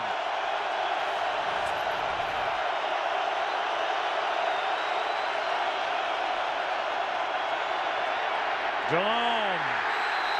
Down he goes. Rocky Bernard. Bryce Fisher was there as well. Wistrom was in the backfield. A loss of 7. Well, now is actually one of the few times that Steve Smith is able to get open. He runs the crossing route and nobody goes with him.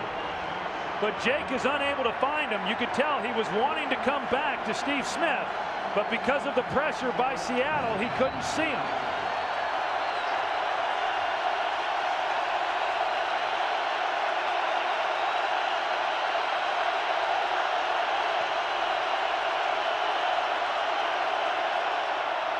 Handoff is to Robertson.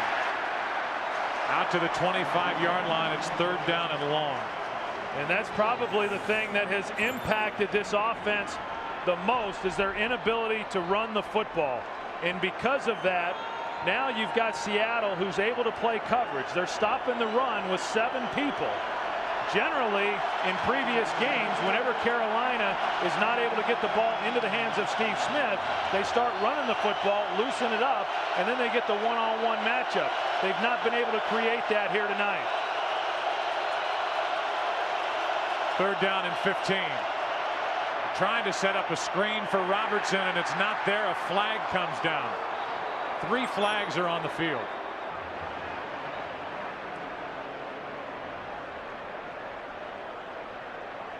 Seattle players are indicating that it's against Carolina. Decline it. It'll be 4th. Ineligible receivers downfield. Number 68 and others. The penalty is declined. 4th down. Tell you what, Troy, it is staggering to look at the statistics and look at the raw numbers of this game and look at what Carolina has put together offensively after putting up 29 points against that great Bears defense in Chicago. Probably the best defense in the National Football League this year, too. Baker hits it. It bounces backward and now stays on Seattle's side of midfield. Only a 26-yard punt. What a day for this Seattle defense. All smiles and celebrations coming to the sideline.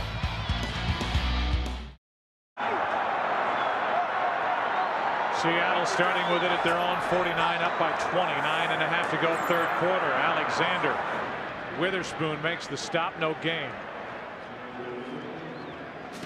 A game recap. Sean Alexander has had his best playoff game of his career. Jake Delhomme threw 2 first-half interceptions. The only score for Carolina, a 59-yard punt return by Steve Smith. And Matt Hasselbeck has been about as good as anybody for Seattle could have hoped. 2 touchdown passes, a quarterback rating of 133.5. Balanced attack. They hand to Alexander, trying to make something out of the play, and he does. Wow. That's how you end up with over 1,800 yards rushing in a season. There was nothing there, and Sean Alexander picks up 11. A lot of things right now going in the way of Seattle, and you know, Sean Alexander talked about the thing that's most sore for him following a game are his ankles, because of the way he stops and plants and redirects when he runs, and that's a great example of it there. Hasselbeck looking to his left, and down he goes in the arms of Rucker. A loss of 10 on the play, and that's a big effort by Rucker, and a good time for Carolina if they want any hope of hanging in this game. That takes the ball all the way back into Seattle territory at their 49. Yeah, the thing probably that, you know, that was on Walter Jones too. Now Walter Jones actually does a pretty good job of pushing them beyond the pocket, but because Hasselbeck couldn't find anybody open, he tried coming out of the pocket, and that's why Rutgers got him. But a good job by Hasselbeck, at least protecting the football. Rucker almost knocked it loose. False start offense, number 76, 5-yard penalty, 2nd down. I think when you look at this Carolina defense, and you know, both sides of the ball, offensively and defensively for Carolina, obviously not playing well, but for this defense, when you look at the fact that in the first game in the wild card, they're playing against Eli Manning, a guy who had no postseason experience. Last week against Rex Grossman, Now all of a sudden they get an experienced guy in Matt Hasselbeck, and in a lot of ways that's the difference. I mean, certainly Sean Alexander running the football well, but Matt Hasselbeck has complete control over this game right now. 2nd and 25. Hasselbeck steps up over the middle, fires, and incomplete for Juravicius. Ricky Manning Jr. was there stride for stride. It's 3rd and 25. We talked about Hasselbeck's opportunity coming into this game on a national stage, a championship game, trying to get his team, this franchise, to the Super Bowl, and the opportunity to take that next step, and he has made the most of it. He didn't want to talk much to us about it, did he, Joe, as far as what it would mean to him? But I've been there as a young quarterback when you're playing this game for the first time, and I can assure you it's not lost on you as far as the significance and what this game means to your career. 3rd down and 25. Peppers coming after Hasselbeck. Hasselbeck will run. Gets a block, but it's going to be 4th down as Hasselbeck is wrestled down by Chris Draft. 4th down, and Seattle is outside field goal range. You know, Carolina just trying to get some pressure there on Hasselbeck. I think Sean Locklear got away with a hold here. You see the right hand was in there on his chest, but he didn't get the call, and Hasselbeck able to create some positive yardage. I just think this offensive line for Seattle overall has just done a heck of a job, both protecting Hasselbeck, and even when there has been pressure, he's been able to create some plays with his ability to run. But then in the run game, they've done a great job of creating running lanes.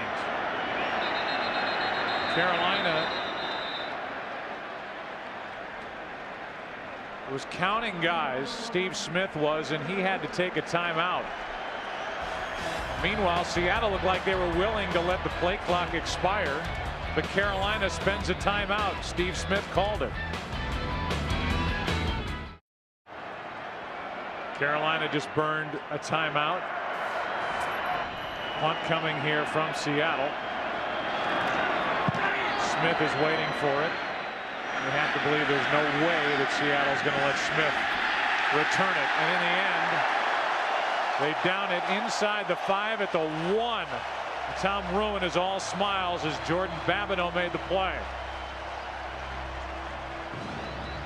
Everything is working for Seattle. Well, a good punt and an alert play by Jordan Babineau, getting in behind the ball and then being able to get it out of bounds inside the 5. So now you're down by 20. Steve Smith has been shut down. You're going to start this drive at your own 1. How does Carolina get back in this game? Well, it doesn't appear that they're going to be able to run the football. They haven't been able to do that all night. I mean, this is on Jake Delhomme, and you'd like to say it's on Steve Smith, but they haven't been able to get the ball into his hands. Drew Carter, Ricky Prohl, these guys, I think, are going to have to be the difference makers right now if they're going to have a chance to make enough plays to get in the game. Play action from Delhomme, who finally has time and hits Robertson coming out of the backfield, who can only get to the 4, a gain of 3. Meanwhile, if you're just joining us, Carolina came in without Deshaun Foster, who broke his fibula last week in Chicago. They were turning to Nick Goings, who was knocked woozy on a hit by Lofa Tatupu early in the first quarter. They're down to their 4th running back, Jamal Robertson. And a guy who only had 14 carries during the regular season coming into this game. 2nd and 7.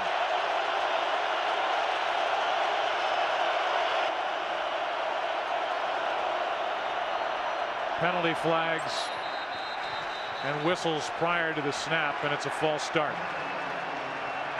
False start. Offense number 70. 5-yard penalty. Half the distance to the goal. Still 2nd down. So it finally happened. A false start against this offensive line for Carolina with all this noise.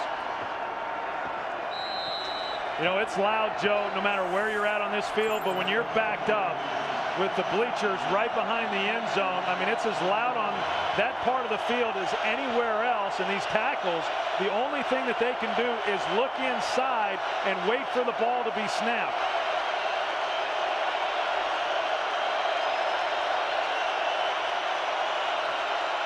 Second and 9, Delhomme hits Robertson, and Robertson dropped it. Leroy Hill was there to make the stop, even had Robertson come down with it, and it's 3rd and 9. Well, the hard thing offensively when you get backed up like this, knowing that you're not going to have a lot of time as a quarterback to throw the football, you're looking for the quick throw. Here he's trying to get the ball to Jamal Robertson, a little behind, but one that he certainly should have caught. Right now, I would not think that the Seattle defense would expect a big play down the field. I think this is a good opportunity for Carolina to try to take a shot at what's 3rd and 10.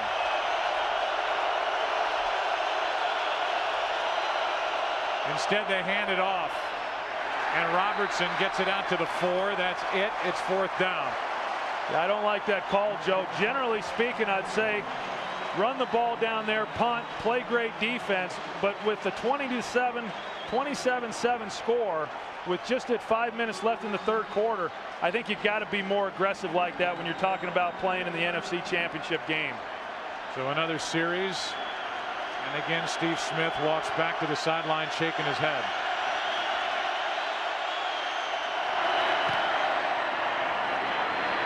Baker hits it, and a fair catch called for by Peter Warrick. Inside the 40. Only a 34-yard punt. And Seattle already up by 20. We'll start with it at the Carolina 38 when we come back. 4th year the Seahawks have played in this stadium. The cantilevered roofs keeps about 70% of the crowd dry when it is raining. It's a very pleasant night here in Seattle. Joe Buck, Troy Aikman, Pam Oliver, Chris Myers with you. Toss to Sean Alexander, who will bounce it outside. Doing all he can, ends up picking up 2 yards. Let's go down to the field and check in with Chris Myers. Joe, after that last series, 16-year veteran Ricky Proehl, who came back this season after pondering retirement because he thought the Panthers could make a run at the Super Bowl, called the offense together for a little positive bonding. But road warriors, experienced playoff team. This Panther team is stunned. They appear to have no answers, and they seem to be looking that way. So far, Jake Delhomme's quarterback rating is under 5.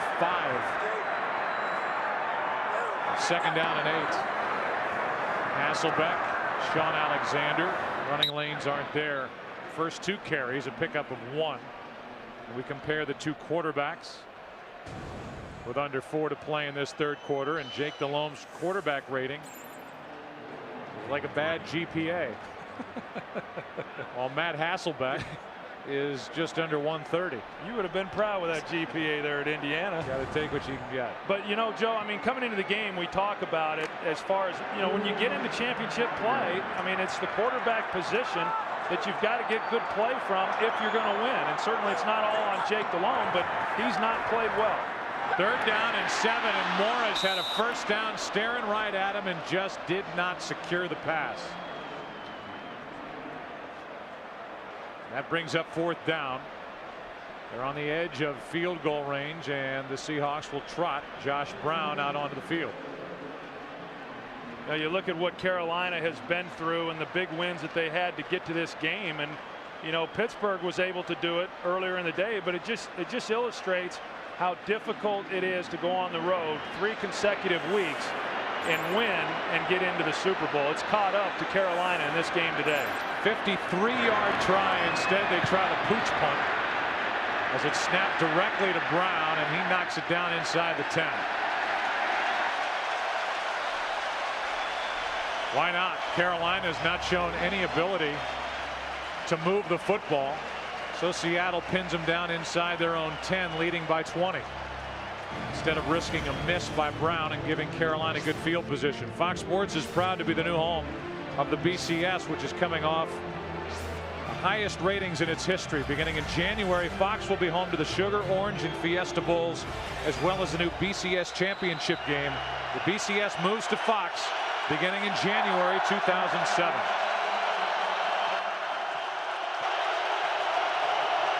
Starting from their 9.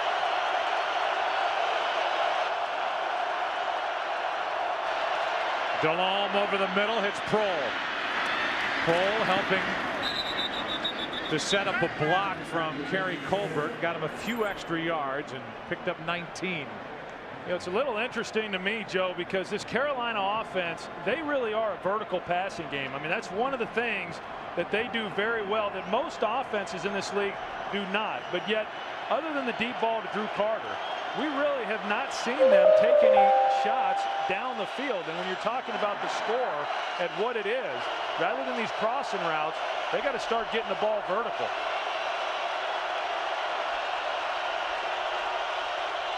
Crowd's back in it. First down, Carolina. They do go vertical for Smith.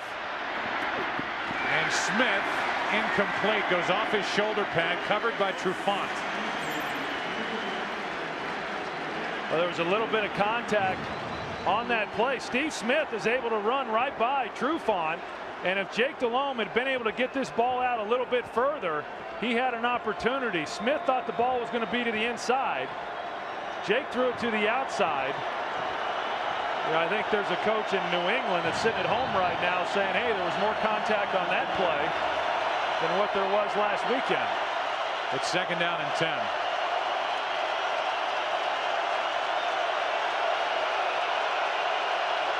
Second timeout taken by Carolina, and Delhomme is hot.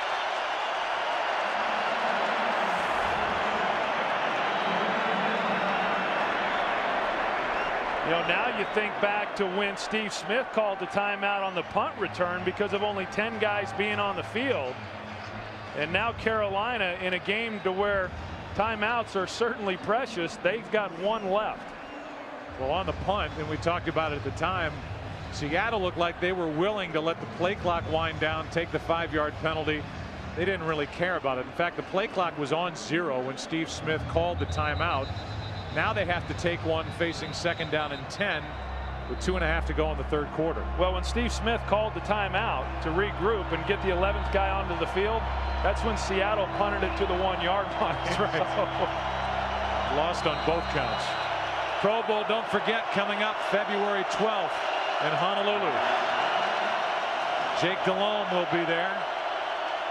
So will Matt Hasselbeck. Second and 10.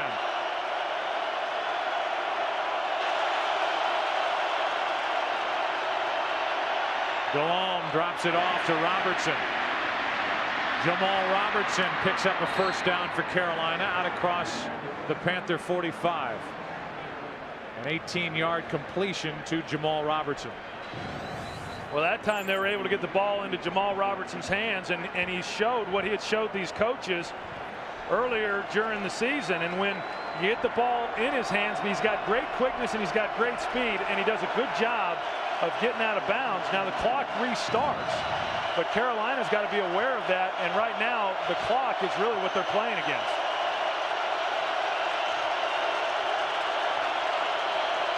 Along with what is, to this point, been an overwhelming defense. Plenty of time for Delhomme, who hits his tight end Mangum. Mangum had enough yardage for a first down, then went backward. It still looks like he picked up a first down, and he did. So Carolina's putting a little drive together here as they trail by 20. Yeah, and doing the right thing going into the no huddle.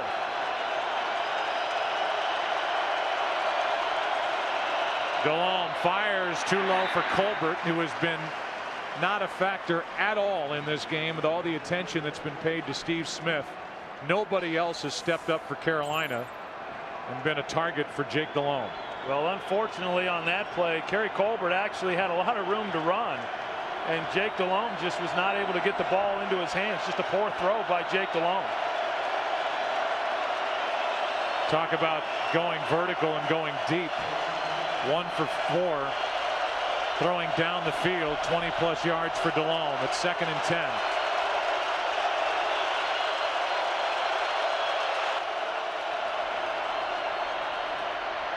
Delhomme throws high, and he's picked off for the third time. Boulware. Delhomme in on the tackle, trying to force a fumble. Boulware hangs on, and Delhomme made another poor throw.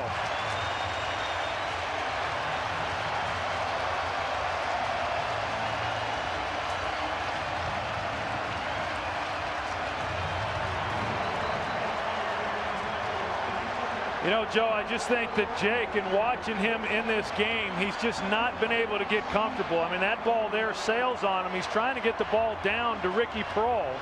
You can see John Fox isn't sure exactly what happened on the play, nor is Jake Delhomme. But when all of a sudden Seattle, with their game plan to take Steve Smith out of the game, and they've done, I don't know of any team all year that's done as good a job as what Seattle has, and Jake has just not felt comfortable going elsewhere with the ball. Hasselbeck with Karstens on his back picks up 5. Dan Morgan has left the game, at least he did on the last possession for Seattle. His return is questionable. He has re-injured that shoulder. 3 interceptions thrown by Jake Delhomme. And we are under a minute to play in this third quarter.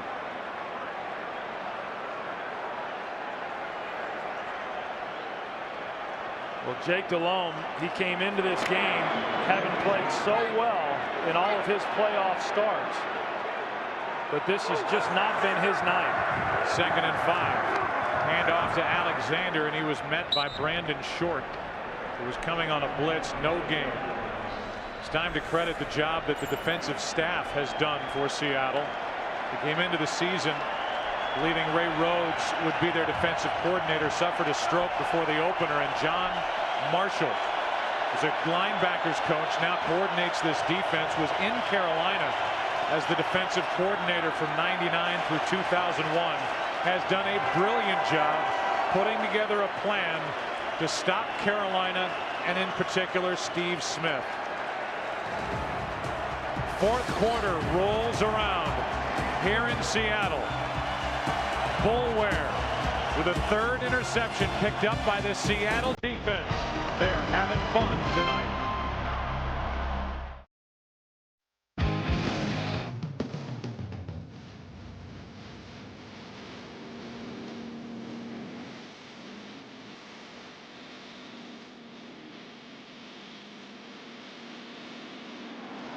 To this point, Steve Smith 2 catches for 8 yards. Matt Hasselbeck has played brilliantly.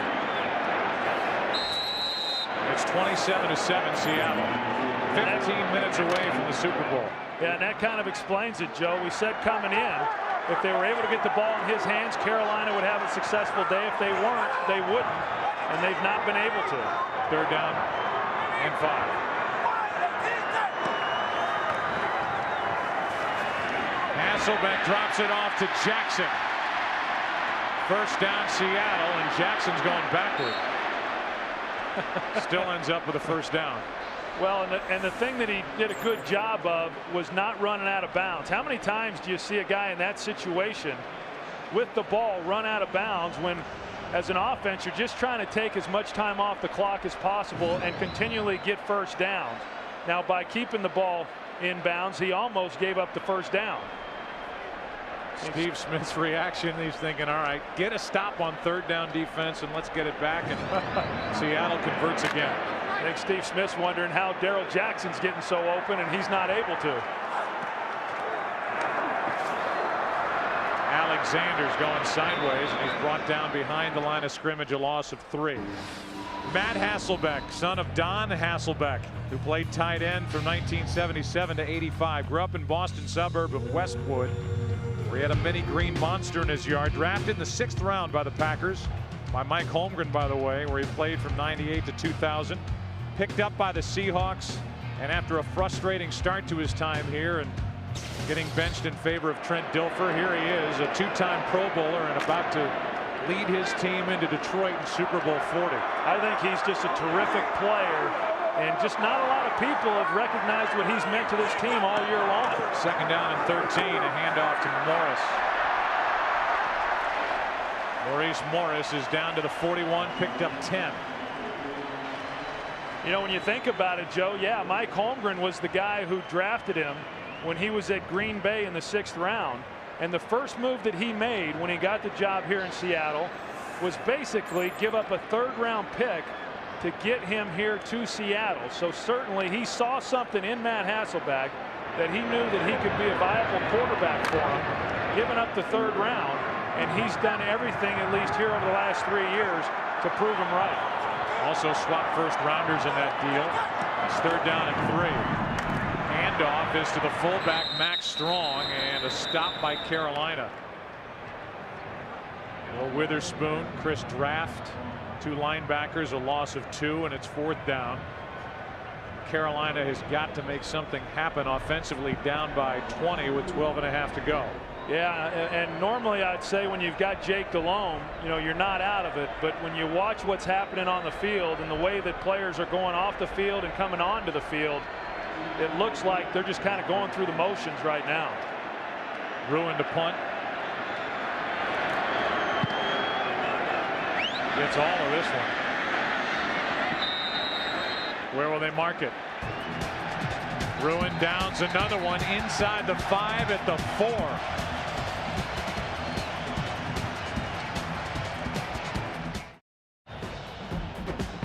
Congratulations to the Pittsburgh Steelers, AFC champions, coming into the postseason as a number 6 seed. They won 3 road games and today just dominated out in Denver. Jerome Bettis going back home to Detroit, his hometown, to play in the Super Bowl. Hard to believe it took Bill Cowher having to play that championship game on the road to get back into the Super Bowl. Delhomme fires for Robertson, and Jamal Robertson stays on his feet. Gets it out close to the 30. Let's go down to Chris Myers. Joe, from the start of this game, Jake Delhomme has been, or was, less hyper, less conversational or talkative than he has been through the playoffs. And the noise here in Seattle that you and Troy have talked about, the audio control in his helmet to receive plays, they had to turn it up all the way, and at times it caused distortion. 2nd down and 1. Robertson makes the catch and picks up a 1st down. We should mention, by the way, that while the initial call was the punt by Ruin went out of bounds, crossed the boundary at the 4, while we were in a break, another official came in and overruled the call. That's why this drive started at the 20, and now Carolina has a 1st down just outside their own 31. We saw Jake Delhomme there look to the wristband. At times, when you're not able to hear the calls coming in, you have a coach on the sideline signaling a number, and then he can look to his wristband to overcome any malfunctions within that quarterback-coach exchange. On 1st down, Delhomme throws incomplete, looking for Smith. Jake Delhomme has had a rough game. 3 interceptions on the day. Lofa Tatupu got the 1st.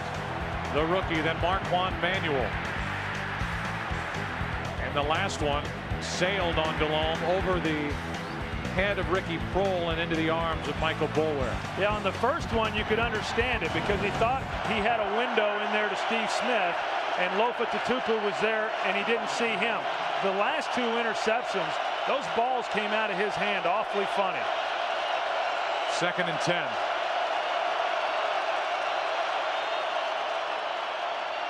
Delhomme over the middle. Prohl was breaking outside. Delhomme threw it to his inside. And it's 3rd and 10.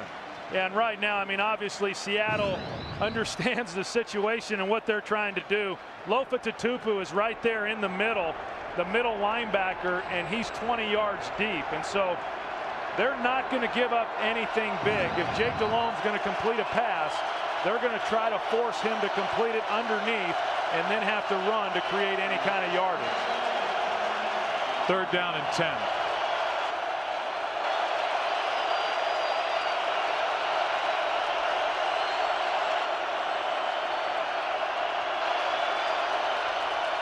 Three-man rush. Delhomme throws, and it's nearly picked off again. Off the right hand of Andre Dyson. And it's 4th down. Talked about the quarterback rating coming in, the highest in playoff history for Jake Delhomme. Career 108.4. A record of 5-1 in the postseason. His quarterback rating right now in this game is 8.5. With 3 interceptions. Baker keeps hitting these punts that end up pointing straight down and bouncing backward toward Carolina's side of the field. It's only a 22-yard punt. Seattle with great field position still leading by 20.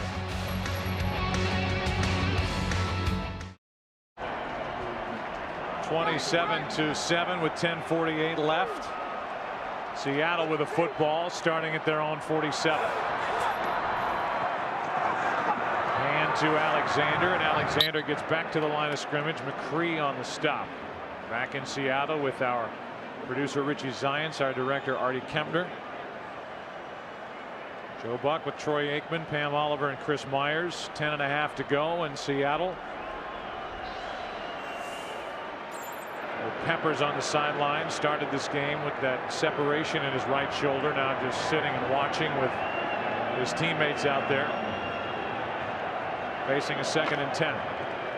And right now, Seattle, obviously, they're just trying to take as much time off the clock as possible. Late getting out of the huddle now. And it's just going to continue to try to keep this ball alive. A blitz. The Panthers don't get there, and Stevens on the other end. Another reception by the big tight end. This one good for 12 yards. Great protection.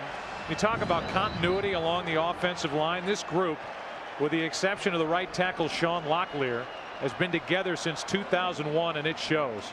Well, you don't do the kinds of things that Seattle has done this year, whether it be Sean Alexander running the football the way that he has all season long, or the way in which Matt Hasselbeck's been able to throw the football if you don't have good guys up front blocking for you. And this group has done a great job all year. Stevens banged up on that reception, either his right forearm or hand. Sean Alexander,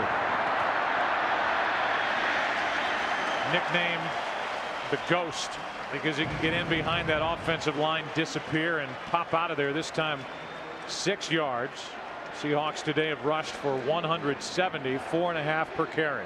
Yeah, we talked about it a little bit earlier. Walter Jones and Steve Hutchinson not only going to the Pro Bowl again this year, but also first team All-Pro. And you got a veteran guy at center in Robbie Tobeck, and Chris Gray's the guy who's been overlooked for much of his career. But at right tackle, going with Sean Locklear, second-year player who replaced Floyd Womack. But that group has been together all year, and it has shown. 2nd down and 4. Pass complete to Hannum. Ryan Hannum with a first down, and they're going to throw a flag. Kemp Rasmussen was out there for Carolina and did too much out of bounds. Well, I just like the game right now that Mike Holmgren Personal is foul, calling. unnecessary roughness. Defense number 97. 15 yards, first down. That's just frustration there. But when you consider the fact that Seattle has a 20-point lead with just over 8 minutes to play, and the way that Seattle's defense is playing, most coaches, Joe, would just continue to run the football in this situation. Now, he's not throwing any passes that have a lot of high risk, but yet he trusts Matt Hasselbeck, and he wants to continue to keep the foot on the throttle and move the football. 8.5 to go.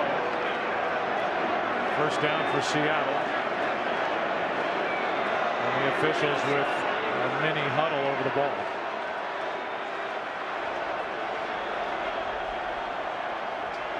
That last completion to Ryan Hannum, the 8th different receiver Hasselbeck has completed a pass to in this game.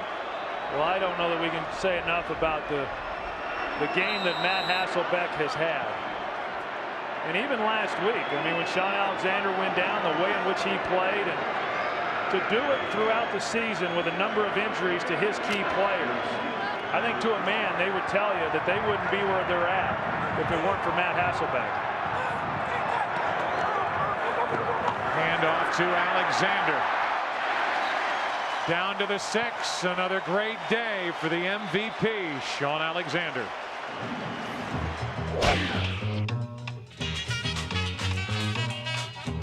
Don't sweat the technique.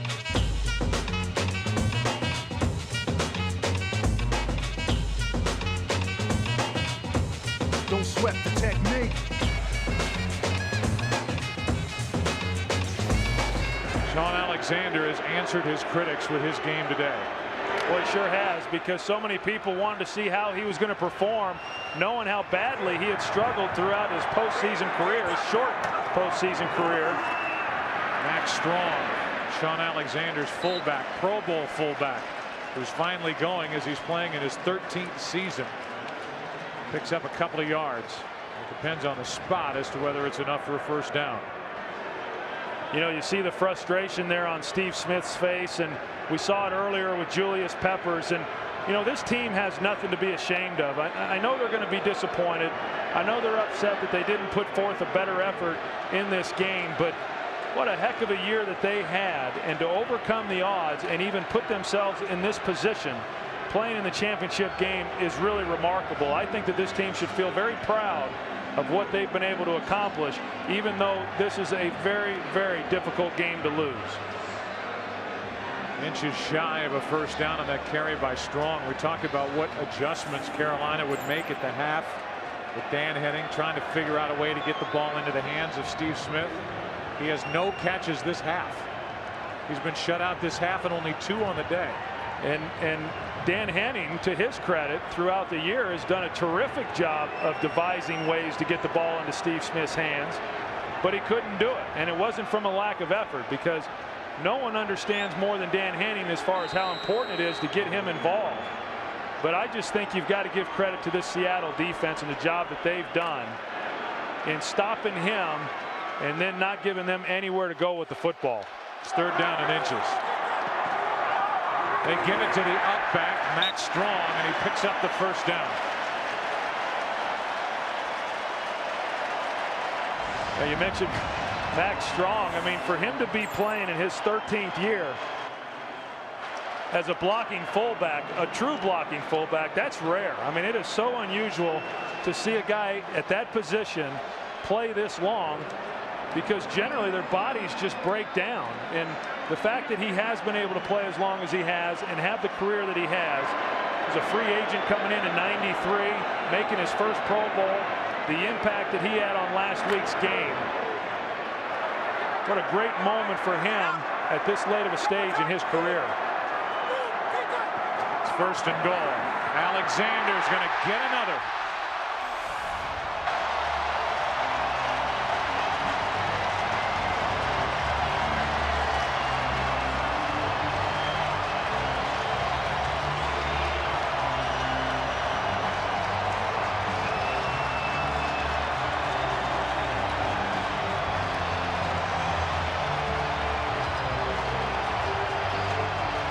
Troy, can you describe to anybody what the feeling is like for Matt Hasselbeck to come in and do the job he's done today and lead this team to this kind of an effort, pointing them toward the Super Bowl?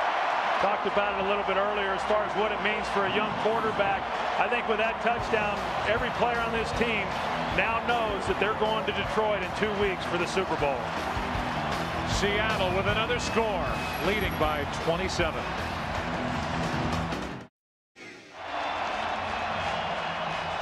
I don't think in their wildest dreams they could have imagined a game where they would dominate the way they have.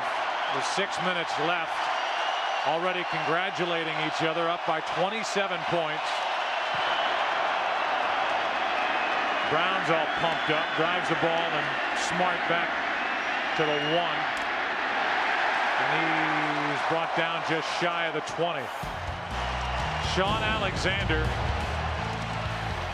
132 yards on the day. Next stop, Detroit.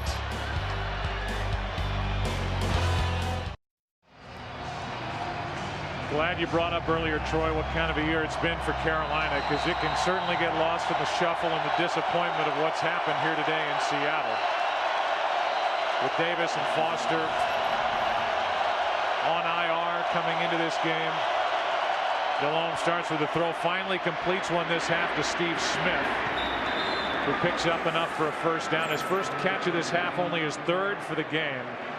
Picks up 12 yards. I mean, here's a team, as we watch Seattle celebrate, in Carolina, led by John Fox, who has done an amazing job with the Panthers in his 4th year. He's in his 2nd NFC championship game. But on the road, they ran out of gas here, playing in Seattle. Pass is incomplete for Smith, as he had and lost it. It's 2nd and 10. You know, we saw that shot there of Matt Hasselbeck and the quarterback coach Jim Zorn. Seahawk fans will know that Jim Zorn was the original quarterback for this franchise when it was the expansion team coming in. And Matt Hasselbeck has said all week long that as much as he wants to win this game, he wants to win it more for Jim Zorn. He really has credited Jim Zorn for getting his career going and the job that he's done preparing him, and credits him for having the year that he's had this season. Matt Hasselbeck now is just getting the Gatorade bucket ready. On second down, Smith runs into Jordan Babineau. And a penalty flag comes in at the end of the play.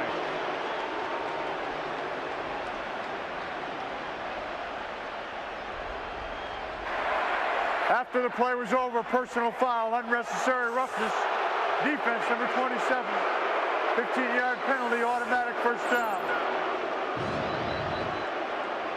Yeah, Babineau comes in and they had ruled the play down, but he didn't let up. And then he tried to get a little bit physical at the end of that play. Good call there by the officials. Certainly not necessary on Jordan Babineau's part. Mention the name Jim Zorn and you think of some of the great Seahawks of years gone by, like Dave Craig, Cortez Kennedy. Right there, Steve Largent, the Hall of Famer, Kurt Warner, Kenny Easley, the late Dave Brown, who passed away January 10th. 11 years of starting cornerback, number 22. Delone's going to air it out for Carter. Jump ball, and Carter comes down with it for the touchdown. Working against Andre Dyson, and Drew Carter gets it on the end of a 47-yard throw from Jake Delhomme. Well, these are the types of plays that Seattle just did not want to give up. Dyson on the coverage. They just throw it up, and he misreads the jump. And Drew Carter's able to make the play for the touchdown. Took a glance down at Mike Holmgren after that play was caught for the touchdown, and he was down there lighting up a few defensive coaches. That's just not something that he wants to see, and not how he wants to see this game played here at the end. The unnecessary roughness on Babineau, and then the completion of 47 yards from Jake Delhomme to Drew Carter. Let's go down to the sideline and Pam Oliver. Well, Joe, it's been interesting watching Mike Holmgren, Matt Hasselbeck, and Sean Alexander throughout the entire game. The three of them very communicative. They tend to huddle up every time the offense takes the field. It's worth noting Hasselbeck, who's been given a little bit more control with the offense, has been doing most of the talking. Holmgren nodding his head in agreement. That represents a shift in their relationship from recent years. Boy, I'll say. Those two used to bang heads a little bit. Well, and I'll tell you, Joe, I mean, I played for some really great coaches, and there's some other great coaches in this league, and he's one of those guys that I wish that I had been given the opportunity to play for. I think he's exceptional. He's terrific at developing quarterbacks. You look at what he did for Joe Montana and Steve Young, Brett Favre, and now what he's done for Matt Hasselbeck. And I just think it's wonderful. They've got something special going on here in Seattle, and it's been building for a few years, even though they had failed to win playoff games. And Mike Holmgren came under an enormous amount of criticism at the end of some of those years. But it's a good thing that they've kept him around and letting him finish what he started, because he's a great football coach, and he's done a great job for this organization. Seattle's going to spend a timeout here and talk about what they expect to be an onside kick from Carolina.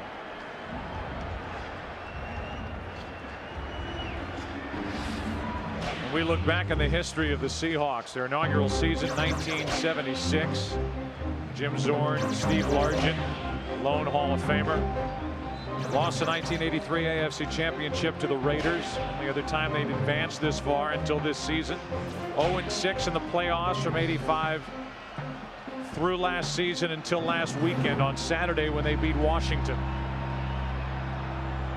And now they are 5 minutes and 9 seconds away from their first Super Bowl, and Paul Allen has had the patience, was not ready with a quick trigger with Mike Holmgren, who was signed to an 8-year deal. He's in his 7th year. He came here originally as executive vice president and general manager as well as head coach.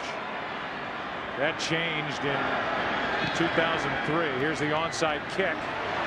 A chance for Carolina, but it is covered up by Seattle and Ettrick Pruitt.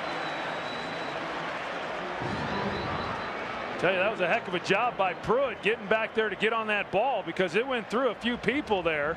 Jeremy Stevens being one of them, but he was able to get behind it all and still recovered. Otherwise, looked like Carolina might have been able to pick that one up on the run and get another touchdown on the play. As the Seahawks come back out there offensively, Sean Alexander has set a Seahawk playoff record with 31 carries and 132 yards. There's Dave Craig, who was the quarterback when the Seahawks played in that last championship game when they were in the AFC after the '83 season. Lost to the Raiders. Alexander ends up losing yardage on that carry, lost 3. Gamble on the stop. Again, Carolina has used 2 of their timeouts. They're left with only 1. And right now, clearly Seattle would love to be able to just run the football and pick up first down. Sean Alexander tried to bounce that one and lost yardage. Now, with the score being what it is, I wouldn't think that Mike Holmgren would throw the ball here, but maybe he will.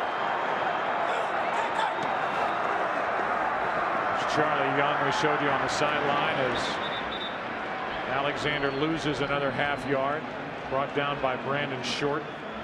Mike Holmgren, as we mentioned, has been to 2 Super Bowls while with Green Bay. It took a while to make it happen, but here are the Seahawks headed toward Detroit, and they'll try to become the first head coach ever to win 2 Super Bowls with 2 different teams. And I think you look at this team as to why they're different from previous years and why they've had success, enormous success this year, and then on into the playoffs. They've done a good job of bringing in some players like Bryce Fisher, who really has been a real leader for this team. Then these young players, and this is a team, Lofa Tatupu, Leroy Hill, they could be good for a long time. 3rd down and 13. Alexander, with Buckner dragging him to the ground, picks up 3, and it's 4th down. And now a penalty flag comes in at the end of the play. Teams to never reach a Super Bowl. You can get out your telestrator pen there and cross Seattle off. After the play was over, personal foul, unnecessary roughness defense, number 96. 15-yard penalty, automatic first down. That's Al Wallace. So instead of a punt, Seattle will keep it and just drain more time off the clock. You see it right here, and I think that's the thing that as a coach, if you're John Fox, that you really hate to see is, the frustration spilling over onto the field as far as how people and how players are reacting. And we saw it a little bit earlier, and then we see it there with Al Wallace, and not the way that he wants to see this team conclude what has been a very successful season for his team. I need to remind you that at the conclusion of this game, we will have the on-field trophy presentation, the celebration, interviews, as the Seahawks are about to officially stamp their ticket to Super Bowl 40. 1st and 10, 3.5 to play. Maurice Morris gets to the 35, picks up 2. Well, I think you got to look at it now, Joe, and say, we know what the matchup's going to be in Detroit, Seattle and Pittsburgh. And Pittsburgh, they've been in the playoffs long before they ever got in. They had to win a few just to get into the playoffs, and is playing their best football. But I think it's going to be a heck of a matchup. And when you're talking about a team in Pittsburgh that likes to run the football, and then the Seattle defense has played well against the run. Of course, Ben Roethlisberger is coming into his own. 2 good quarterbacks playing well in their own right. 2nd down and 8. Morris will just sit down and stay in bounds. Talk about the Pittsburgh Steelers, 4-time Super Bowl champions.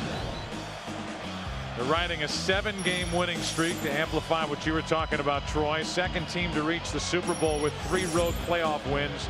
The Patriots did it in '85 before they were defeated by the Bears. Roethlisberger 26-4 in his career as a starter, and he had a big day today in their win. This is what he's done in the postseason: 7 touchdowns, 1 interception, and a huge quarterback rating.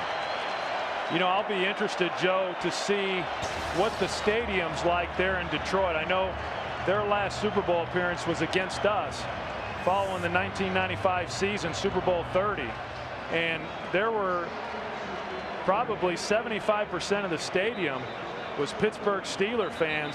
I know they travel exceptionally well. It'll be interesting to me to see how well this Seattle contingent travels to Detroit. Within that matchup, you'll have Dick LeBeau's aggressive blitzing against a good offensive line, a good fullback, the running game led by Sean Alexander, and this team led by Matt Hasselbeck, who could not have played better in this game against Carolina. You know, generally speaking, when you're talking about Super Bowl games, good players for both teams, and then certainly good coaching. And it's no different this year with Bill Cowher and his staff. You mentioned Dick LeBeau, and then Mike Holmgren and what he has assembled here with his staff. It's Ken Hamlin, who was injured in a brawl outside a bar in the middle of October, suffered head injuries. Marquand Manuel took over for him. Manuel has an interception in this game. Mike Holmgren could not say enough for the job that Manuel had done taking over for Ken Hamlin. And with under 2.5 to play and Carolina out of timeouts, we will head to the 2-minute warning. You know, I think it was a little bit like that with this entire Seattle team, Joe, when you talk about some of the injuries that they had throughout the year, and various players just stepped up, and you have to have that if you're going to have the kind of year that Seattle had. 2-minute warning here in Seattle. Could this crowd get any louder? There's a new Gatorade bucket being brought in. Mike Holmgren's neck better get ready. 2 minutes left in Seattle. 4th down for the Seahawks, and the offense is still out there on the field. Tim Ruskell, Paul Allen, co-founder of Microsoft, restoring the pride in this organization. That ball is tipped incomplete. Carolina will take over. Will Witherspoon got his hand on it. 1:56 remaining on the clock as the credits scroll by the top of your screen up here in the booth. I want to thank Steve Horn for the job he does for me and us during baseball and football. Dave Schwalbe, our spotter, and Ed Sfida, the best stat man in the game.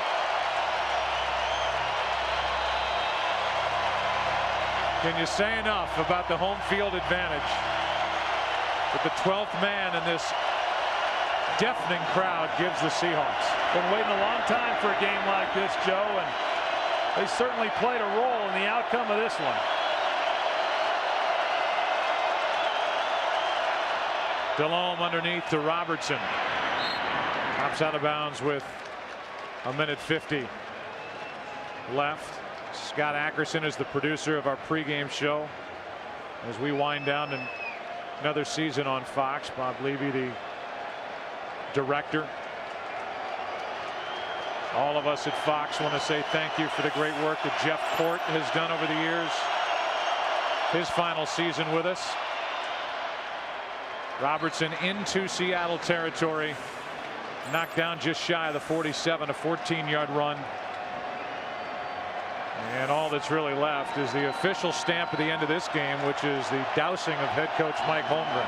Yeah, that, and you wonder when it's going to hit each one of these players and when they realize what exactly has happened. Smith lost the football. What a way for his frustrating night to end. Terrell knocked it out. Trufant comes away with it.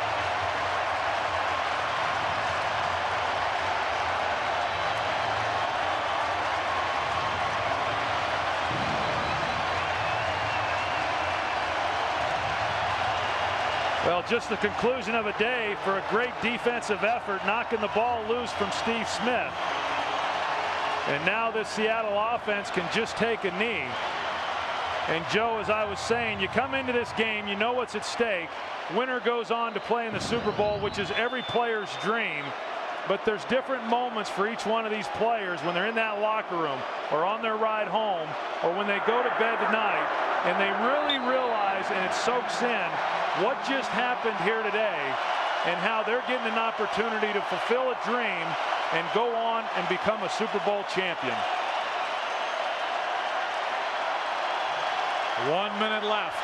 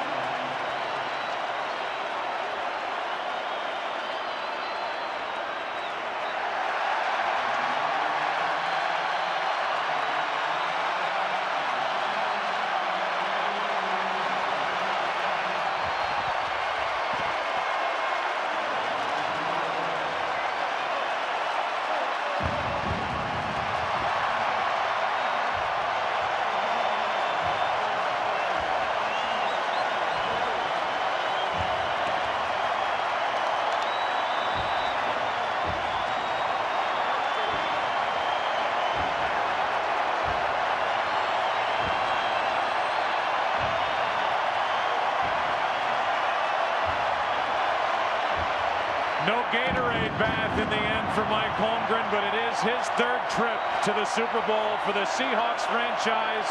It's first. Much more to come from Seattle after this timeout.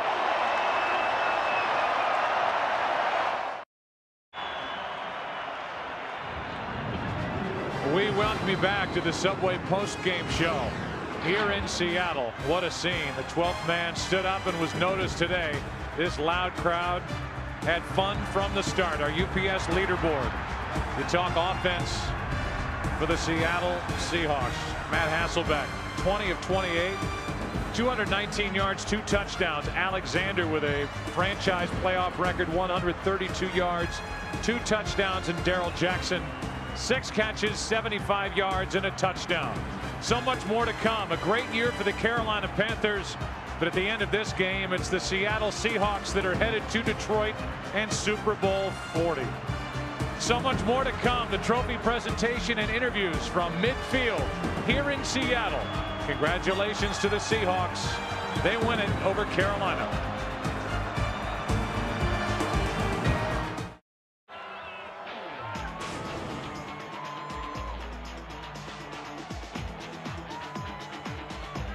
Well, the 12th man was in full effect this evening.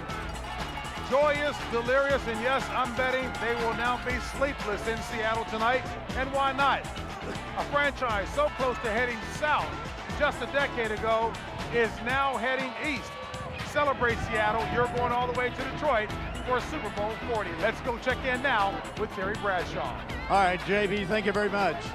Ladies and gentlemen, on behalf of Fox Sports, let us be the first to congratulate the Seattle Seahawks. I think today the sun has shone more brightly than it has on this very day. Your team going to Super Bowl 40. Now to present the George S. Halas Memorial Trophy, emblematic of the NFC champions, former president of both Carolina Panthers and the Seattle Seahawks, Mr. Mike McCormick. Mike, gonna grab that trophy right there. Mr. Allen, step up here, sir. All right. Mr. Allen, it's my privilege to present to you, Coach Holmgren, Seattle Seahawks, and the great Seattle fans, your first George Halas Trophy, emblematic of your being the best in the National Football Conference. And again, congratulations and good luck in Detroit. All right, Mr. Allen, hold that up and let him see it, Mr. Allen.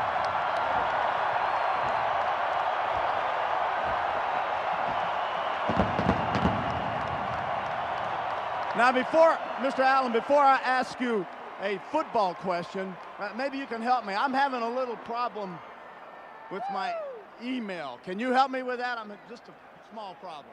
I think I can. Can you help me? I think so. Okay, thank you, sir. Now, you're a man that believes in civic pride, and what a marvelous job you've done here with Questfield in this beautiful city of Seattle.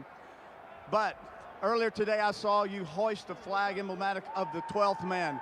How important was it to bring the 12th man to this franchise? I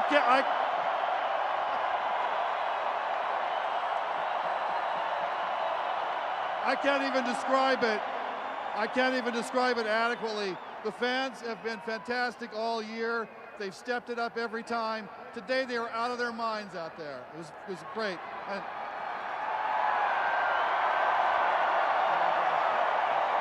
Paul Allen, thank you, sir. You hold that trophy. Pass it over. Coach Mike Holmgren, step in here. Go around, that's fine.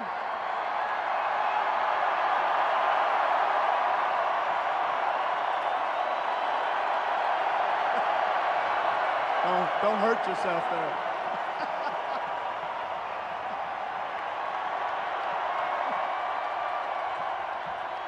You all right? You didn't hurt yourself, did you? You took the Green Bay Packers to a Super Bowl and won it.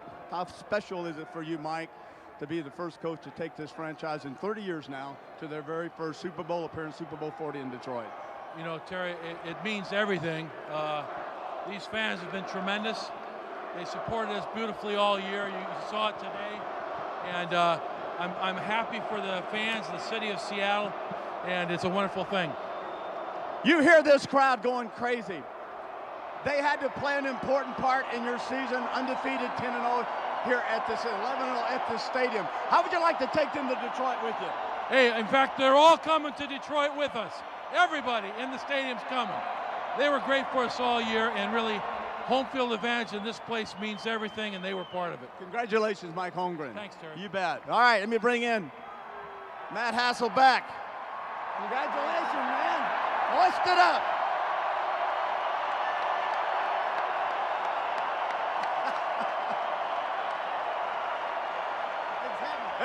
It is heavy. Now, I take your hat off for a second. I want the fans to know one thing.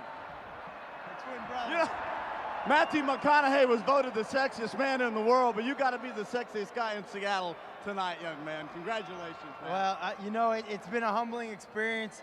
I just like to say I've got the greatest teammates in the world. I got the greatest coaching staff in the world, and no question, we got the greatest fans in the world. Now, it's all defense was so important today, setting the tone for this game. But I know that offense is Mike Holmgren's key. That's what he has lived by. That's what he's known for. How nice is it to know that you're the quarterback of a pretty smart guy? Well, like I said, it's very humbling. I feel very blessed to get to be the quarterback of this team. And we're not done yet. We got another game we got to go win. Against my Steelers. Against your Steelers. All right. Matt Hasselbeck, quarterback Seahawks. Congratulations. All right, Sean Alexander, hop in here. Hoist it up.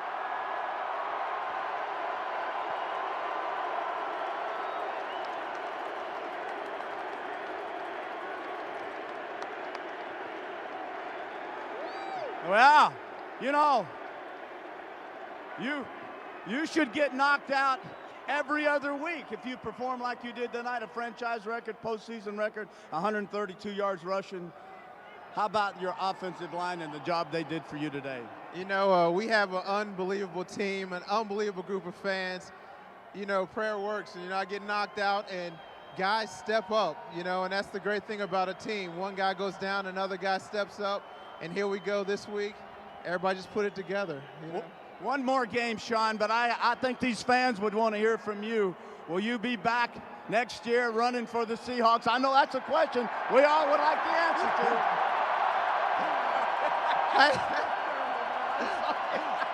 You know, of course I would love to, so hopefully we can do this thing for about 5, 6, 7 great years. Great years. All right, Sean Alexander, do us all a favor. Pick up this George S. Hallis Memorial Trophy. Take it around the stadium. Take it around and show everybody. Down the stairs. Here we go. Enjoy it, Seattle. JB, back to you.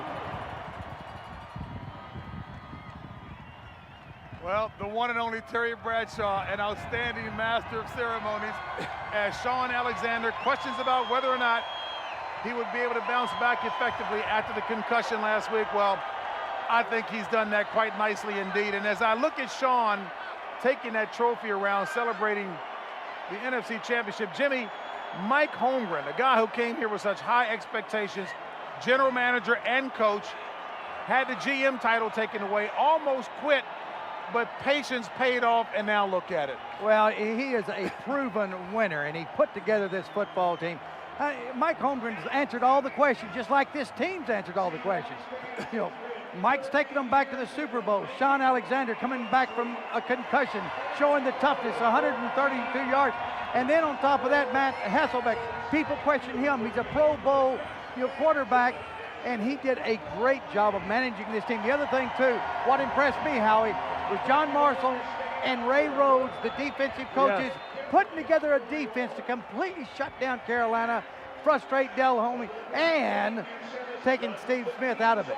Well, you know, I think you have to look back to 2 years ago when Mike Holmgren was contemplating leaving this organization. It was a dysfunctional kind of setup. Bob Whitsitt was the president of the organization, and they bring in Tim Ruskell as the general manager. That was fixed. And then you talk about the evolution of the relationship between Matt Hasselbeck and Mike Holmgren. Early frustrations with a young quarterback, maybe a little too prideful, not wanting to adapt to Mike Holmgren's way of doing things. And I don't think that relationship really evolved until, as good as Trent Dilfer was for Matt Hasselbeck, until he left. Because that forced those two, Matt Hasselbeck and Mike Holmgren, to communicate and that relationship to evolve. As the old expression goes, winning is a wonderful deodorant, is it not? Yeah, no doubt about sure. it. And it smells pretty good here. All right, folks, when we come back to Seattle, we'll hear from John Fox, the head coach of the Carolina Panthers. They did have an outstanding season, and we'll also look ahead to Super Bowl 40. That and more after this.